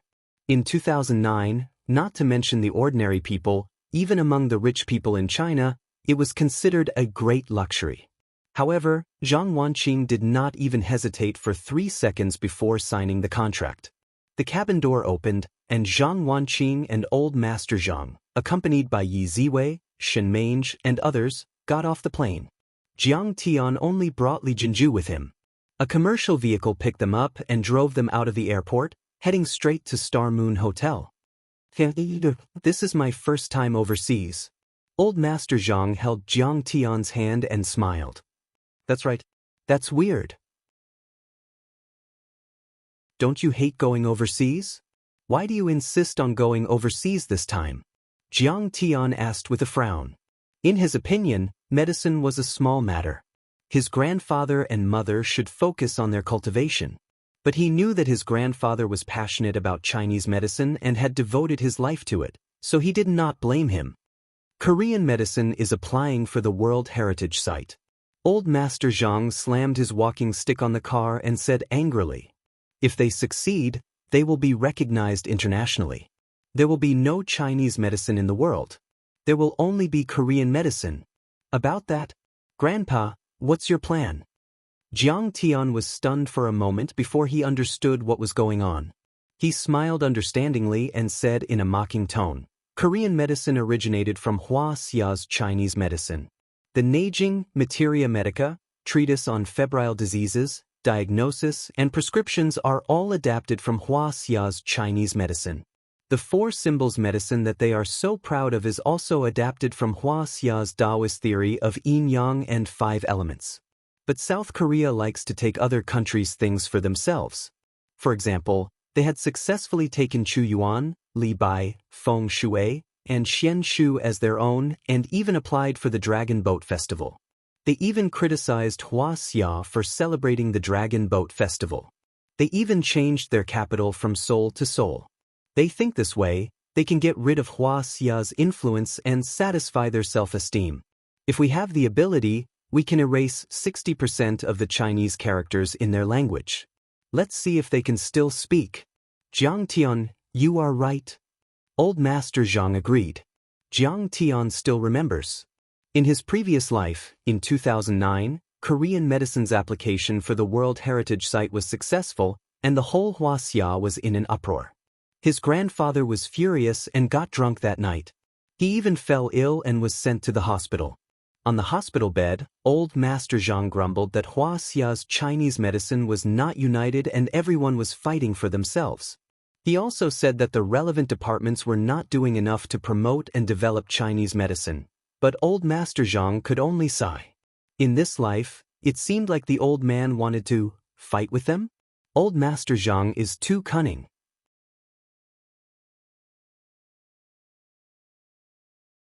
Chapter 379. Master, you're right. We will take this as a warning. At the side, Li Jinju's beautiful face was slightly red, full of shame. That's right. This girl is from South Korea, and she knows this. It would be great if all South Koreans are as sensible as her. A hint of pride and smugness appeared at the corners of the old man's eyes and eyebrows. The Chinese medicine people from the southern faction of China have elected me as the spokesperson of the southern faction. They want to compete with the TKM in terms of medical skills and have a talk with the staff of the World Intangible Cultural Heritage Preservation Group, he sighed. There's still a long way to go. Fine. Let's get them. Jiang Tian chimed in. Those bastards. As long as our Chinese medicine is still around, they won't be able to do anything to us. That's only one of the reasons. Other than that, we also found out that Medicine King Group's imitations have appeared in South Korea. Yi Ziwei frowned. Detoxification pill, small revitalizing pill, 7 of our core medicines, including the Rising Dragon Yijing pill, which is only sold to the military. What? These South Korean pirates are too arrogant. Jiang Tiandu was stunned and could not believe what he had just heard. The main ingredients were listed on the packaging of the medicine, but the ratio and manufacturing process would not be listed. If the South Korean pharmaceutical manufacturers were patient and capable of experimenting, they would be able to replicate Jiang Tian's formula. Of course, without the core component, the reactor, the effect would be greatly reduced. But if the dosage was increased, the effect would be much better than normal medicine. Li Jinju blushed and was speechless. She wished she could bury her head in her pants. These are the South Korean imitations, made by a company called Daewoo Pharmaceutical. Yi Ziwei took a few samples from the accompanying staff and handed them to Jiang Tiandao. Fuck. Plagiarist. Jiang Tian scanned the imitations with his divine sense. The ratio of the ingredients was almost the same, but the manufacturing was slightly different. Who is this old man? Looking like a sly old fox? Jiang Tian pointed at the picture of an old man with slicked back hair, gold-rimmed glasses, and a white coat. Pu Qingtai. Yi Ziwei said, the chairman of South Korea's TKM Medical Association, the dean of Kyunghee University's TKM Medical School, the #1 doctor in South Korea's TKM Medical School, and the chairman of Daewoo Pharmaceutical. He's also the person in charge of the TKM application this time. Master, I know this person. Li Jinju hurriedly said, I can help you inform him to stop the infringement, make a public apology, and even pay compensation. I know you are a man of your word in South Korea. Waving his hand, Jiang Tian faintly said, but this is a battle between TCM and TKM, and it involves the righteousness of the nation. We can't rely on external forces, and we have to defeat them fairly. Yes, Master. Li Jinju hurriedly nodded. If it's not necessary, don't make a fuss. I'll take care of them myself, Jiang Tian said with a smile. Soon, the car arrived at the Star Moon Hotel. Jiang Tian let Li Jinju leave first.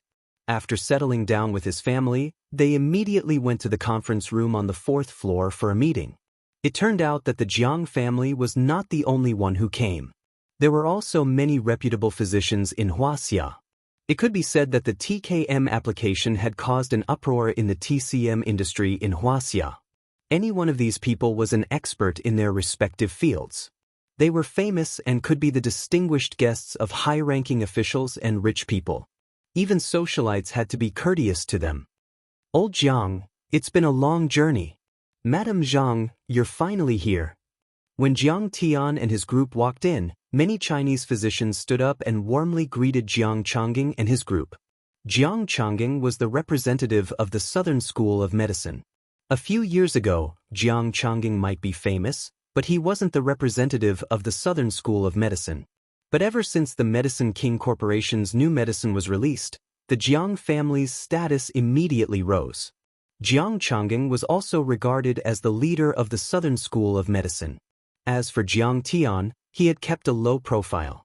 His shocking medical skills were only known to the Jiang family, and outsiders did not know about it.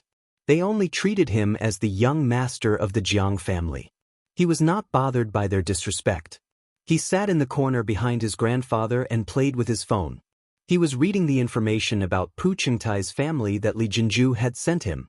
Other than Jiang Changing, there was also a secretary of the TCM promotion department under the Ministry of Health. He was also the president of the Chinese Medicine Association. His name was Mo Jingrong, and he was the leader of the TCM exchange team. Mo Jingrong was in his 40s. He was wearing a black suit and white shirt, which was standard for an official. His hair was neatly combed. When it came to the development of TCM, he was eloquent and insightful. He seemed to be a scholarly official. With Jiang Changging's arrival, the atmosphere of the meeting reached a climax. Everyone rubbed their palms together. With old Jiang's presence, they were confident that the TKM team would be defeated. However, after Jiang Changging arrived, Mo Jingrong did not start the meeting immediately. It was as if he was waiting for someone important. Elder Zhang is here. Zhang Yanghao, the leading figure of the northern faction and the expert of the Imperial Hospital. I heard that he's also the outer elder of Shenong School. At this moment, a few people walked in. Everyone stood up in unison. The sound of chairs being flipped could be heard in the hall. Everyone exclaimed. The northern faction was led by Zhang Yanghao, a veteran imperial doctor, accompanied by his disciple Qin Jisher. Thank you for your hard journey. Zhang Yanghao was wearing a moon-white robe. He was hale and hearty. His face was ruddy, and he looked like an immortal. He cupped his fists at everyone. It's not hard at all. It's worth dying to see Elder Zhang. Their eyes were full of reverence as if they had seen a deity. Even Mo Jingrong did not dare to neglect him. Some people even shed tears of excitement. Zhang Yanghao's position was too special. He enjoyed the special allowance of the Government Affairs Council. He was a Changjiang scholar, the chief academic advisor of Huaxia's Chinese Medicine Association, a professor of the School of Chinese Medicine of Yenjing University, and the director of the Imperial Hospital. More importantly, he was also the outer elder of Shenong School. What kind of existence was Shenong School? He was no longer an ordinary Chinese medicine doctor, but a divine doctor, a living deity. They had heard that he could make pills and medicine, use qi to control needles, and had the ability to bring the dead back to life. They, including Jiang Changging, were only powerful in the secular world. How could they compare with such a transcendent existence? Some people looked at Jiang Changging with complicated and gloomy eyes and sighed with worry.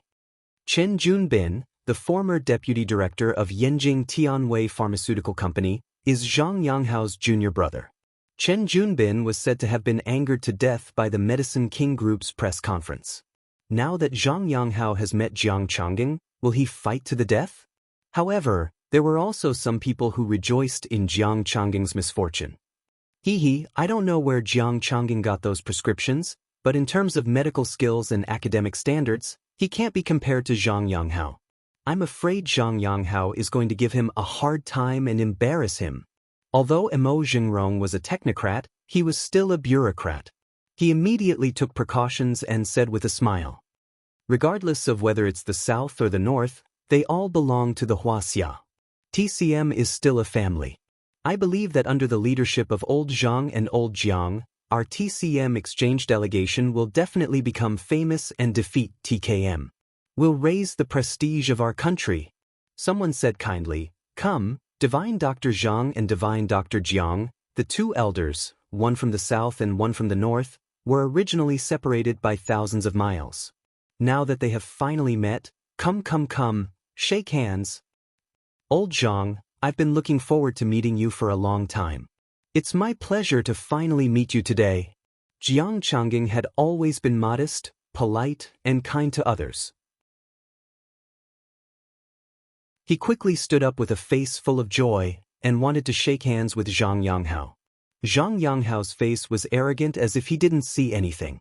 He ignored them and sat down in the middle. Let's not be so polite. This isn't an ordinary academic exchange, nor is it a treat. It's a life and death struggle. TKM isn't that easy to deal with. Let's start the meeting. Jiang Changging's hands stiffened in the air as his face flushed red with embarrassment.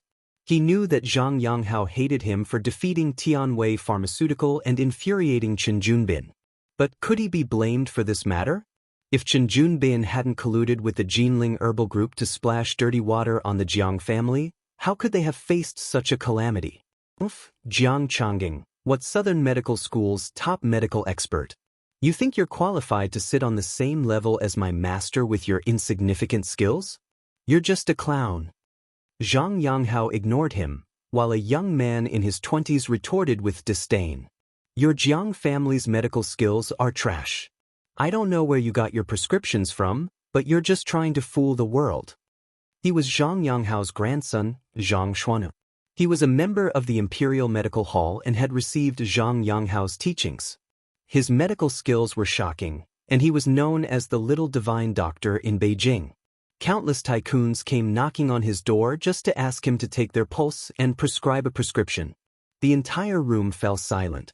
Everyone stared at Zhang Xuanhu in shock, their mouths agape. Even Mo Jingrong was in a dilemma. It was understandable that they looked down on each other secretly. But they didn't expect him to be so arrogant and not give Jiang Changging any face at all. There were also some who looked at the Jiang family with mockery as if they were looking at a joke. The Jiang family had risen too quickly, and the TCM market was only so big. The Jiang family had eaten so much, and the other TCM companies and families were having a hard time. Furthermore, people were more or less two-faced, and they were jealous. As the saying goes, it's better to die than to die. On the other hand, Zhang Yanghao seemed as if he didn't hear anything. He sat there calmly and took a sip of tea, not stopping him at all. Zhang Yanghao, what's with your attitude? Kneel down and apologize to Elder Jiang immediately. Just as everyone was feeling awkward and speechless, a cold voice suddenly resounded throughout the entire place. Everyone saw a girl beside Jiang Tian stand up.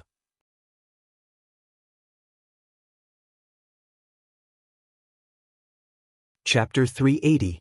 Who's this girl? She seems to be a staff member of the Jiang family?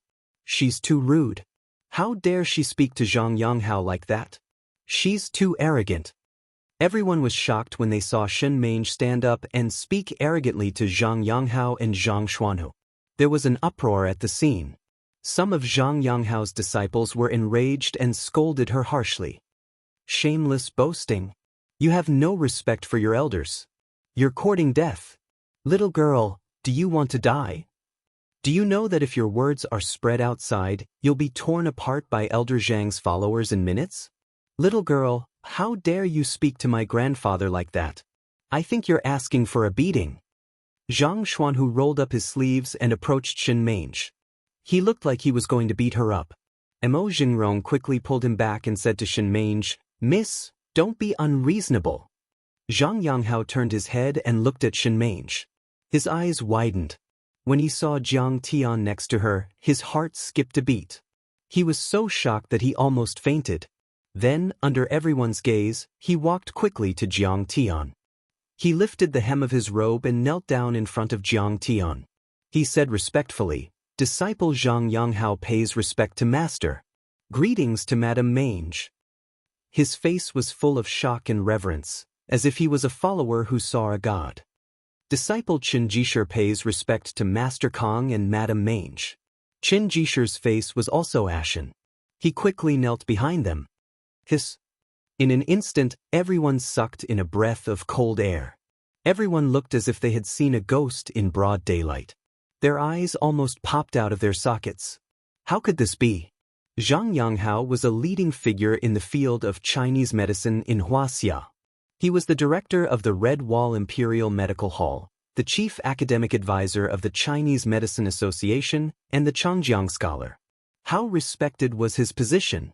How deep was his academic foundation? But at this moment he actually knelt down and bowed to a kid in his early 20s, and even called him his teacher. This was simply too inconceivable. What's going on? Everyone was confused and confused. They watched in horror as Zhang Yanghao, the leading figure of Chinese medicine, kowtowed to Jiang Tianxing respectfully. Get up. However, you're not my disciple, and you're not worthy. Jiang Tian's face was calm. He picked up the teacup, took a sip of tea, and said indifferently. Back then, he had set up an altar in Shenong School, preaching and answering questions for half a month. Zhang Yanghao, as an outer sect elder, had also listened to the lecture below the altar. In just 2 short weeks, it was as if he was listening to the teachings of an immortal. He was enlightened and deeply inspired. Many mysteries and difficult problems were solved, and the level of his medical skills improved significantly. He was deeply grateful to Jiang Tian. In his mind, Jiang Tian was his teacher, or even a high and mighty immortal. But Jiang Tian didn't think so. He was very strict when it came to choosing disciples. Only talents, character, loyalty, and many other conditions could be met. If anyone who received a few words of guidance from him was called his disciple, then he would have too many disciples. Master Kong. Zhang Yanghao had just stood up, but when he heard the second half of the sentence, his body stiffened. He was anxious and almost burst into tears. At this moment he finally understood that Jiang Tian was the son of the Jiang family in Jinling, the grandson of Jiang Changing. He regretted it very much. He had been blinded by hatred and had been rude to Jiang Changing. He was afraid that it would be difficult for him to receive guidance from Master Kong in the future. Sit down and continue the meeting. Seeing everyone's suspicious eyes, Shen Mange didn't bother to explain and directly ordered indifferently. Elder Jiang, Master Kong, and Madame Mange, please take the main seat. Everyone make way. Zhang Yanghao immediately gave up his seat and said politely, "That's right, this way please." Although Mo Jingrong found it inconceivable, he also knew that this Master Kong was definitely an expert. Thus, he immediately went along with it. "I'm fine sitting here. It's quiet. You guys can continue with your work." Jiang Tian waved his hand and refused. He had also heard their discussion. It was nothing more than arguing with reason and verifying history to prove that TCM was the origin of TKM. Wasn't it a little too naive? It was like scratching an itch through a boot. "We would like to ask Elder Jiang, Madame Mange, and Master Kong to give us some guidance," Zhang Yanghao said respectfully. Jiang Tian lowered his head and played with his phone. He didn't even bother with Zhang Yanghao. Jiang Changing also tactfully refused. Zhang Yanghao had no choice but to sit down. Suppressing his uneasy heart, he opened his script and prepared to speak. Behind him, Zhang Xuanhu frowned and mumbled, "Grandpa, why did you kneel to him? He's just a brat." Zhang Yanghao turned around and slapped him.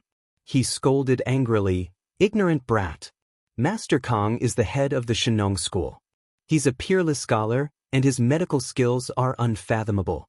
Even Zhu Zimu has to call himself his disciple. How dare you speak so arrogantly?" Hiss. Everyone gasped. They were so shocked that their eyeballs almost popped out of their sockets. Their hearts were in turmoil. Their expressions changed as they looked at Jiang Tian. Shenong School. What kind of existence was that? It was known as the origin of TCM. All medical skills in the world originated from Shenong. The disciples and successors of Shenong were like living fossils. The people of Shenong School were no longer traditional TCM. They didn't use the 4 diagnostic methods of looking, listening, questioning, and feeling. Instead, they practiced medicine. They were proficient in making pills, drawing talismans, and the art of blessing. Their medical skills could revive the dead. They were like gods in heaven. No matter how capable Zhang Yanghao was, he was only an outer elder of the Shenong School. He begged for many years before he was able to join. However, this person was the head of the Shenong School. He was able to make the head of the Shenong School call him his disciple. Was he still human? "Grandpa, you're joking, right?" Zhang Xuanhu covered his face in shock. He couldn't help but laugh. "I'm joking? Bastard, hurry up and kneel down." Zhang Yanghao was so angry that his face turned pale. He pointed at Zhang Xuanhu and shouted, "Grandpa." Zhang Xuanhu's face turned red as he begged. He realized that what his grandpa said was true. In terms of seniority and status, he should kneel down to Jiang Tian. However, Jiang Tian was young, and he was around the same age as him. He couldn't accept kneeling down to Jiang Tian. Forget it, let's continue with the meeting. There's no need to bother about these details. Jiang Tian smiled. They were just ants. He could crush them with a single palm. There was no need for him to be calculative with them. The meeting continued as usual. However, with Jiang Tian present, Zhang Yanghao felt uneasy. Even though he had prepared a speech, he still couldn't help but be tongue-tied. Sweat dripped down his forehead, and he would look at Jiang Tian from time to time to check his expression. After he finished speaking, everyone expressed their opinions and discussed how to destroy the TKM's application for the intangible cultural heritage. Suddenly, there was a commotion at the entrance. Someone seemed to be quarreling, and the door of the meeting room was kicked open. A group of burly men dressed in black, and there were more than a dozen of them, barged in. Their faces were sinister, and their eyes were cold. They were tall and muscular, and there were dragon and tiger tattoos on their arms. With a single look, one could tell that they weren't easy to deal with. Who are you guys? How dare you barge into our meeting room? Zhang Yanghao flew into a rage and slammed the table. We heard that you guys are terrorists from Huaxia, and you guys intend to destroy the International Medical Exchange. Thus, we intend to kick you guys out. The person in the lead was 2 meters tall. He had a beard and hair that reached his shoulders. He placed his hands on the table and looked down at everyone. He spoke in choppy Mandarin with a sinister smile. Nonsense. We're here for an academic exchange. Scram. Zhang Xuanhu pointed at the burly man's nose and roared. Oh, it's rare for me to see such a gutsy Huaxia.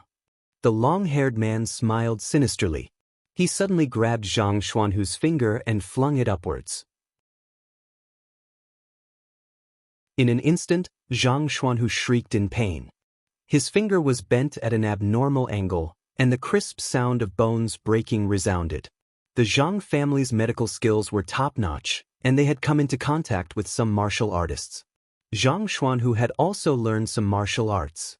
Although he was only in the iron body primary stage, it was impossible for 3 to 5 burly men to get close to him.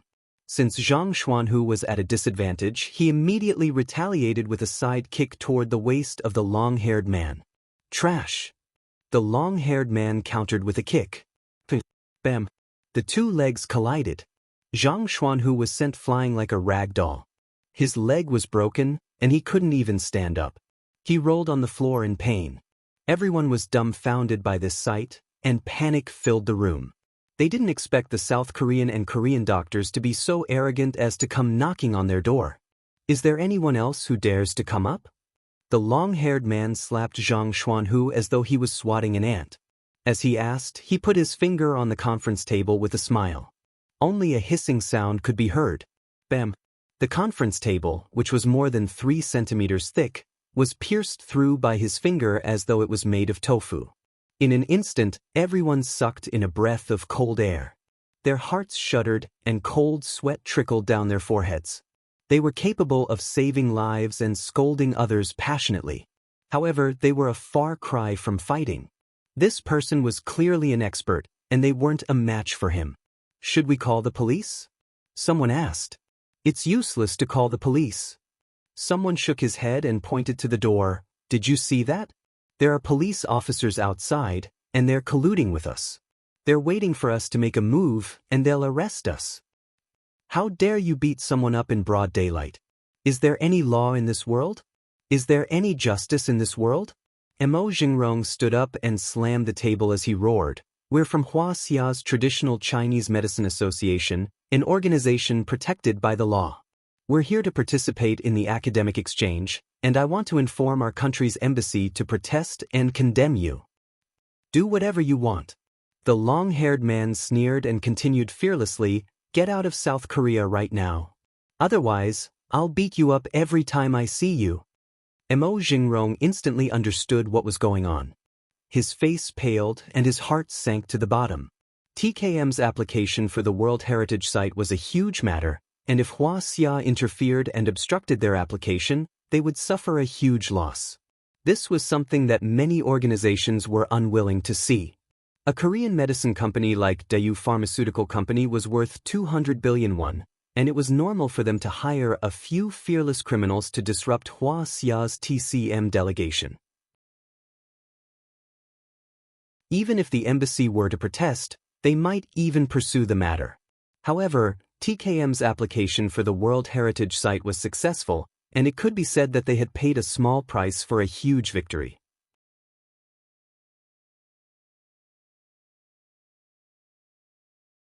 Chapter 381.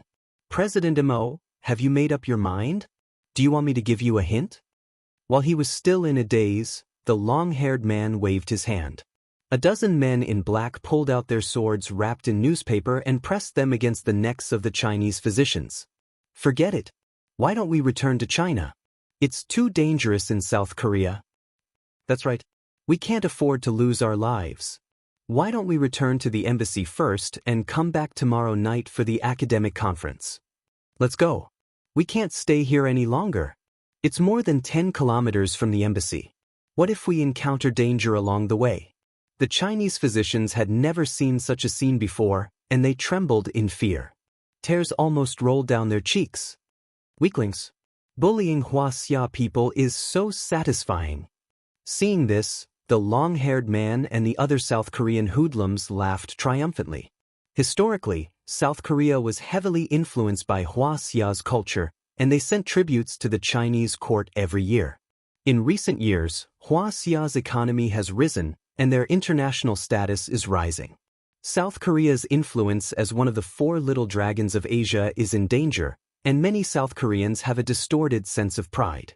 That's why they hate Hua Xia. At this moment, when they saw how everyone was trembling in fear, their vanity was so satisfied that it was about to explode. We can't leave. Master Kong, what do you think? Zhang Yanghao had been through a lot, but he still felt uneasy when he saw this. He looked at Jiang Tian, hoping that Jiang Tian would step in. In fact, he didn't have much hope. After all, many of them had offended Jiang Tian and disrespected the Jiang family. Will Jiang Tian be willing to stand up for them? Unexpectedly, Jiang Tian did not do anything, but Yi Ziwei stood up and walked to the conference table. What is she doing? This little girl is so pretty. If I can have my turn with her, it's worth it even if I have to sacrifice 10 years of my life. When the South Korean thugs saw the beautiful Yi Ziwei, they almost drooled. They were thinking that they can touch her and tear her clothes when they bring her out. Wouldn't that be great? A mocking smile appeared on Yi Ziwei's lips. With just one kick, the conference table, which weighed more than a few hundred kilograms, rolled away like it was made of foam. The flying table directly knocked the long-haired man who was the closest to it and sent him flying. The conference table smashed into the heads of several big men, causing them to lie flat on the ground. Their bones and tendons were broken, and they spat out mouthfuls of blood. Some of their sternum was broken, and their internal organs were pierced. After the dust settled, Yi Ziwei glanced coldly at the shocked crowd and said disdainfully, "How dare a few Koreans insult us Hua Xia people? How strong is this kick?" Mo Jingrong, Zhang Yanghao and many Chinese medicine doctors from Hua Xia were stunned and couldn't believe it. She seems to be old Master Jiang Chongging's granddaughter. Yes, that's right. She was the one who hosted the Jiang family's new product launch. She's a heroine. The Jiang family is as imposing as a tiger. Everyone praised and had a good impression of the Jiang family. Damn it. Chop her up. The long-haired man struggled to stand up. He felt a warm sensation on his forehead, and when he touched it, he was furious. He picked up a long knife and pointed it at Yi Ziwei. She's really going to hurt someone with a weapon. How lawless. Be careful, Madam Yi. Some of the Chinese medicine doctors were filled with righteous indignation, while others were frightened. There were more than a dozen big men, and all of them were armed. Yi Ziwei was alone, and she was unarmed. She might not be able to defeat them. While everyone was worried, the South Korean hooligans had already reached Yi Ziwei. The first person who rushed up was kicked in the chest by Yi Ziwei. He knocked over 3 to 4 people behind him and slid 5 to 6 meters away. The people behind him all vomited blood and screamed. The second person who came to Yi Ziwei's side was slapped unconscious by her. The third person was sent flying with a backhand punch, and the fourth person's leg was broken by a kick. Yi Ziwei continued to attack as she closed in on the long-haired man. These people were no match for Yi Ziwei. Yi Ziwei's movements were beautiful, as if she was otherworldly. However, every punch and kick was powerful and fast as lightning. Before the thugs could make a move, they were already hit. The dozen or so thugs in front of Yi Ziwei did not even last half a second. When Yi Ziwei arrived in front of the long-haired man, there were no more thugs left. Evil woman! Evil woman! The long-haired man's face turned pale. Even though he was a notorious gangster in Half of Seoul, he was still frightened and his body trembled slightly. Perhaps people like to use such supernatural terms for powerful things that they could not understand. He screamed in fear. The scene was filled with ghostly wails and howls. Everyone's hair stood on end, and they looked at Yi Ziwei with fear. Yi Ziwei slapped him in the face. An irresistible force hit him. The long-haired man flew 3 meters away and fell to the ground. His head hit a coffee table, and the table was smashed into pieces. Police! Director Quan! The long-haired man screamed in fear. He was afraid that Yi Ziwei would beat him to death. That's quite a commotion. Looks like these Huaxia people are being toyed with. The police officers did not expect the long-haired man to be killed. They were smoking and chatting outside. Like these thugs, they had been arranged by Daewoo Pharmaceutical Company and Pu Jingtai's family to obstruct the Huaxia Academic Exchange Group. If the thugs succeeded, they would not have shown up. If these Chinese medicine doctors dared to make a move, they would be arrested for causing trouble. But they did not think there was a need to make a move. With these thugs scaring them, they would probably run away. After all, they were just a bunch of weak scholars. Something's happening. Let's go in and take a look. Hearing the long-haired man's screams, the police officers threw their cigarettes on the ground and rushed in. They were immediately dumbfounded. This was too tragic. Dozens of thugs had broken bones and tendons. Some were even unconscious. No one knew if they were dead or alive. Li Zhenglong, the leader of New World, who dominated Half of Seoul, had his leg broken and was crying for his parents? Most importantly, the one who did it was a beautiful woman in a branded business suit. This was unbelievable. Shiba! Director Quan Zhengyu of the Dezhong police station shouted angrily. He pulled out his gun and pointed it at Yi Ziwei. Stuff, or I'll shoot. He took someone's money and had to help them. To put it bluntly, he was just a dog raised by Daewoo Pharmaceutical Company. The rest of the police officers also pulled out their guns. But suddenly, many of the guns flew out of their hands. The police officers were dumbfounded. What was going on? How come the pistol can fly now? Quan Zhengyu could not figure it out, but he still pointed at Yi Ziwei and the others arrogantly. Kneel down and put your hands on your heads. You are suspected of assault. Go to the police station to assist in the investigation. A translator explained the situation to everyone. This is too much. They were the ones who came to beat us up first. Okay. We were only defending ourselves legally. Everyone was so angry that they were about to go crazy. Zhang Yanghao's lungs were about to explode. He shouted, "You are twisting the truth. The police are gangsters. This is too much. This is too much." Mo Jingrong wiped the cold sweat off his forehead when he saw the police had taken out their handcuffs and was about to arrest them. He quickly called the embassy to inform them of the situation. The embassy staff told him that this was a troublesome matter. If the police were the ones who attacked first, the embassy's legal team can guarantee everyone's safety out of South Korea. But they will have to go through legal procedures.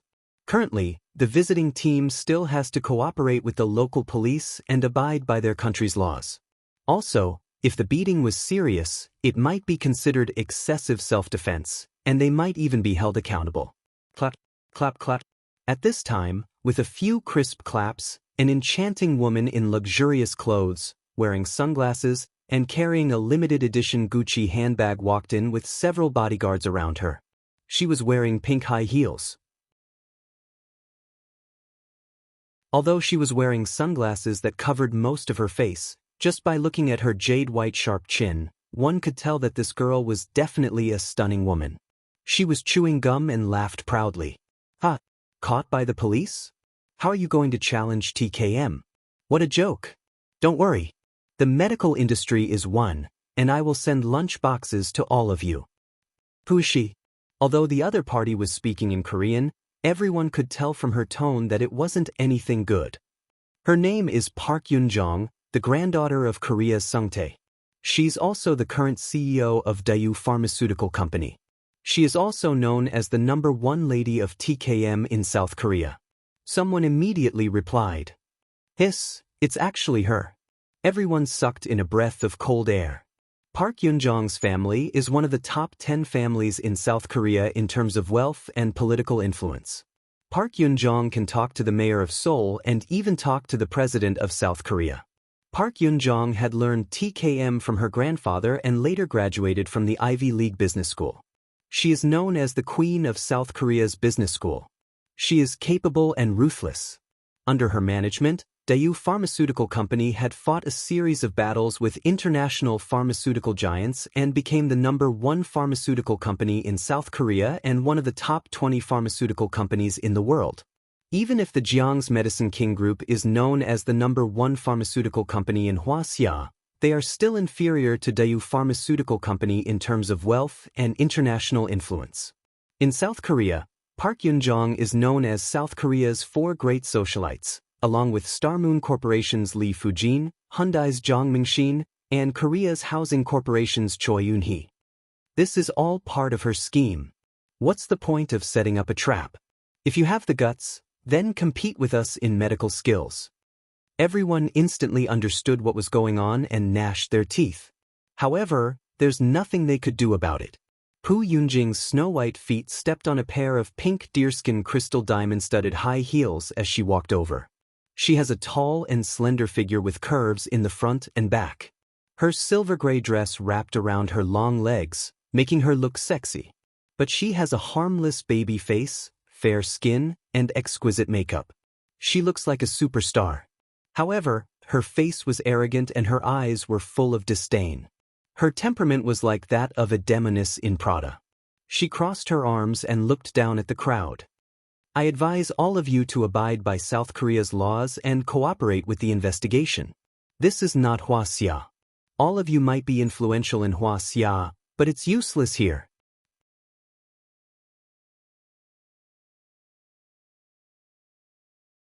Chapter 382. Sigh, I'm going to die before I can achieve anything. Am I going to watch TKM gain fame by deceiving the public? Mo Jingrong sighed in despair. At that moment, he wished he could buy a block of tofu and knock himself to death.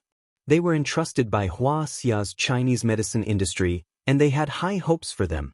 Now, with just a little trick, everyone was locked up in the police station. Tomorrow, there was no need to think about competing in medical skills. However, if they were to return in defeat like this, with their faces covered in dirt, how could they face the sincere hopes of Qi and Huang, and how could they face the leisurely mouths of the citizens? Some of the Chinese medicine practitioners shook their heads and sighed. Some gritted their teeth with tears in their eyes. Some clenched their fists and cursed loudly. But there was nothing they could do. In fact, Pu Yunjing was right. In Hwaseong, they were all at the level of national masters. Their names shook the region, and their hands and eyes reached the sky. However, they were in South Korea, a foreign country. They had no relatives and no one knew them. Now, even the embassy was useless. What else could they do? They were puppets at the mercy of others, lambs at the mercy of others. You're Pu Yunjing, right? Jiang Tian put away his phone, stood up, and walked over with a cigarette in his mouth. HM? Who are you, handsome? Are you a famous doctor? It's rare to see such a young Chinese medicine practitioner in Hwaseong. Pu Yunjing pinched Jiang Tian's chest and looked at Jiang Tian curiously. She suddenly realized that this young man was very handsome. He had a unique aura that was both masculine and demure. He was many times more handsome than those South Korean male celebrities who had undergone plastic surgery. If she could hook up with him and sleep with him at night, wouldn't that be great?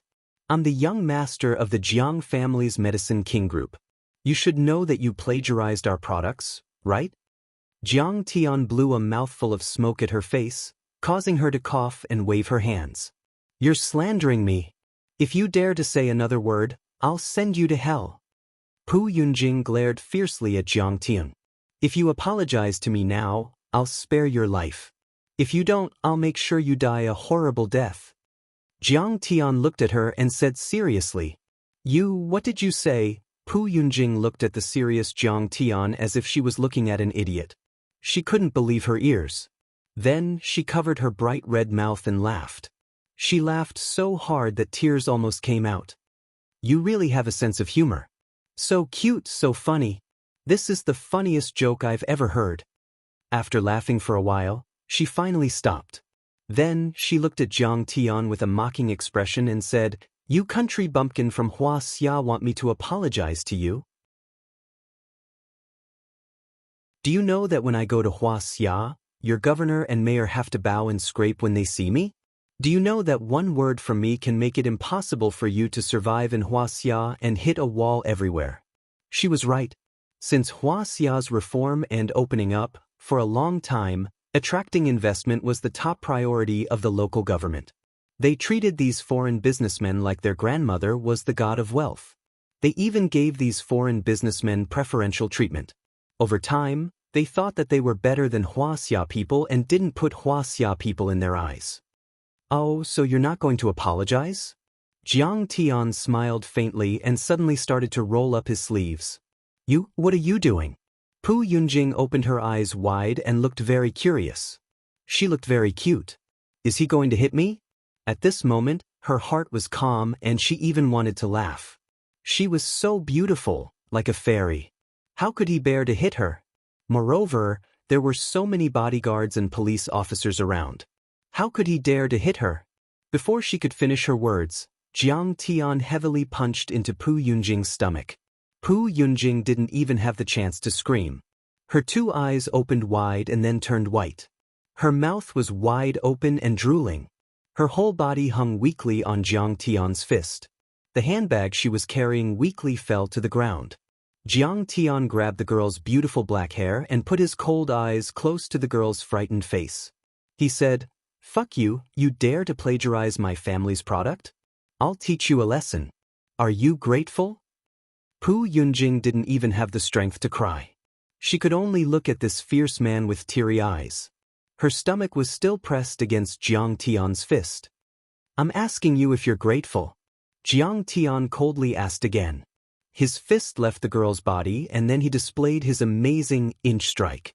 His burning fist once again smashed into the girl's stomach. Pu Yunjing opened her mouth and with a cry, she spat out a large pile of tomato skin and thick liquid. Yi Ziwei pondered, did she eat borscht for lunch? Maybe it was scrambled eggs with tomatoes.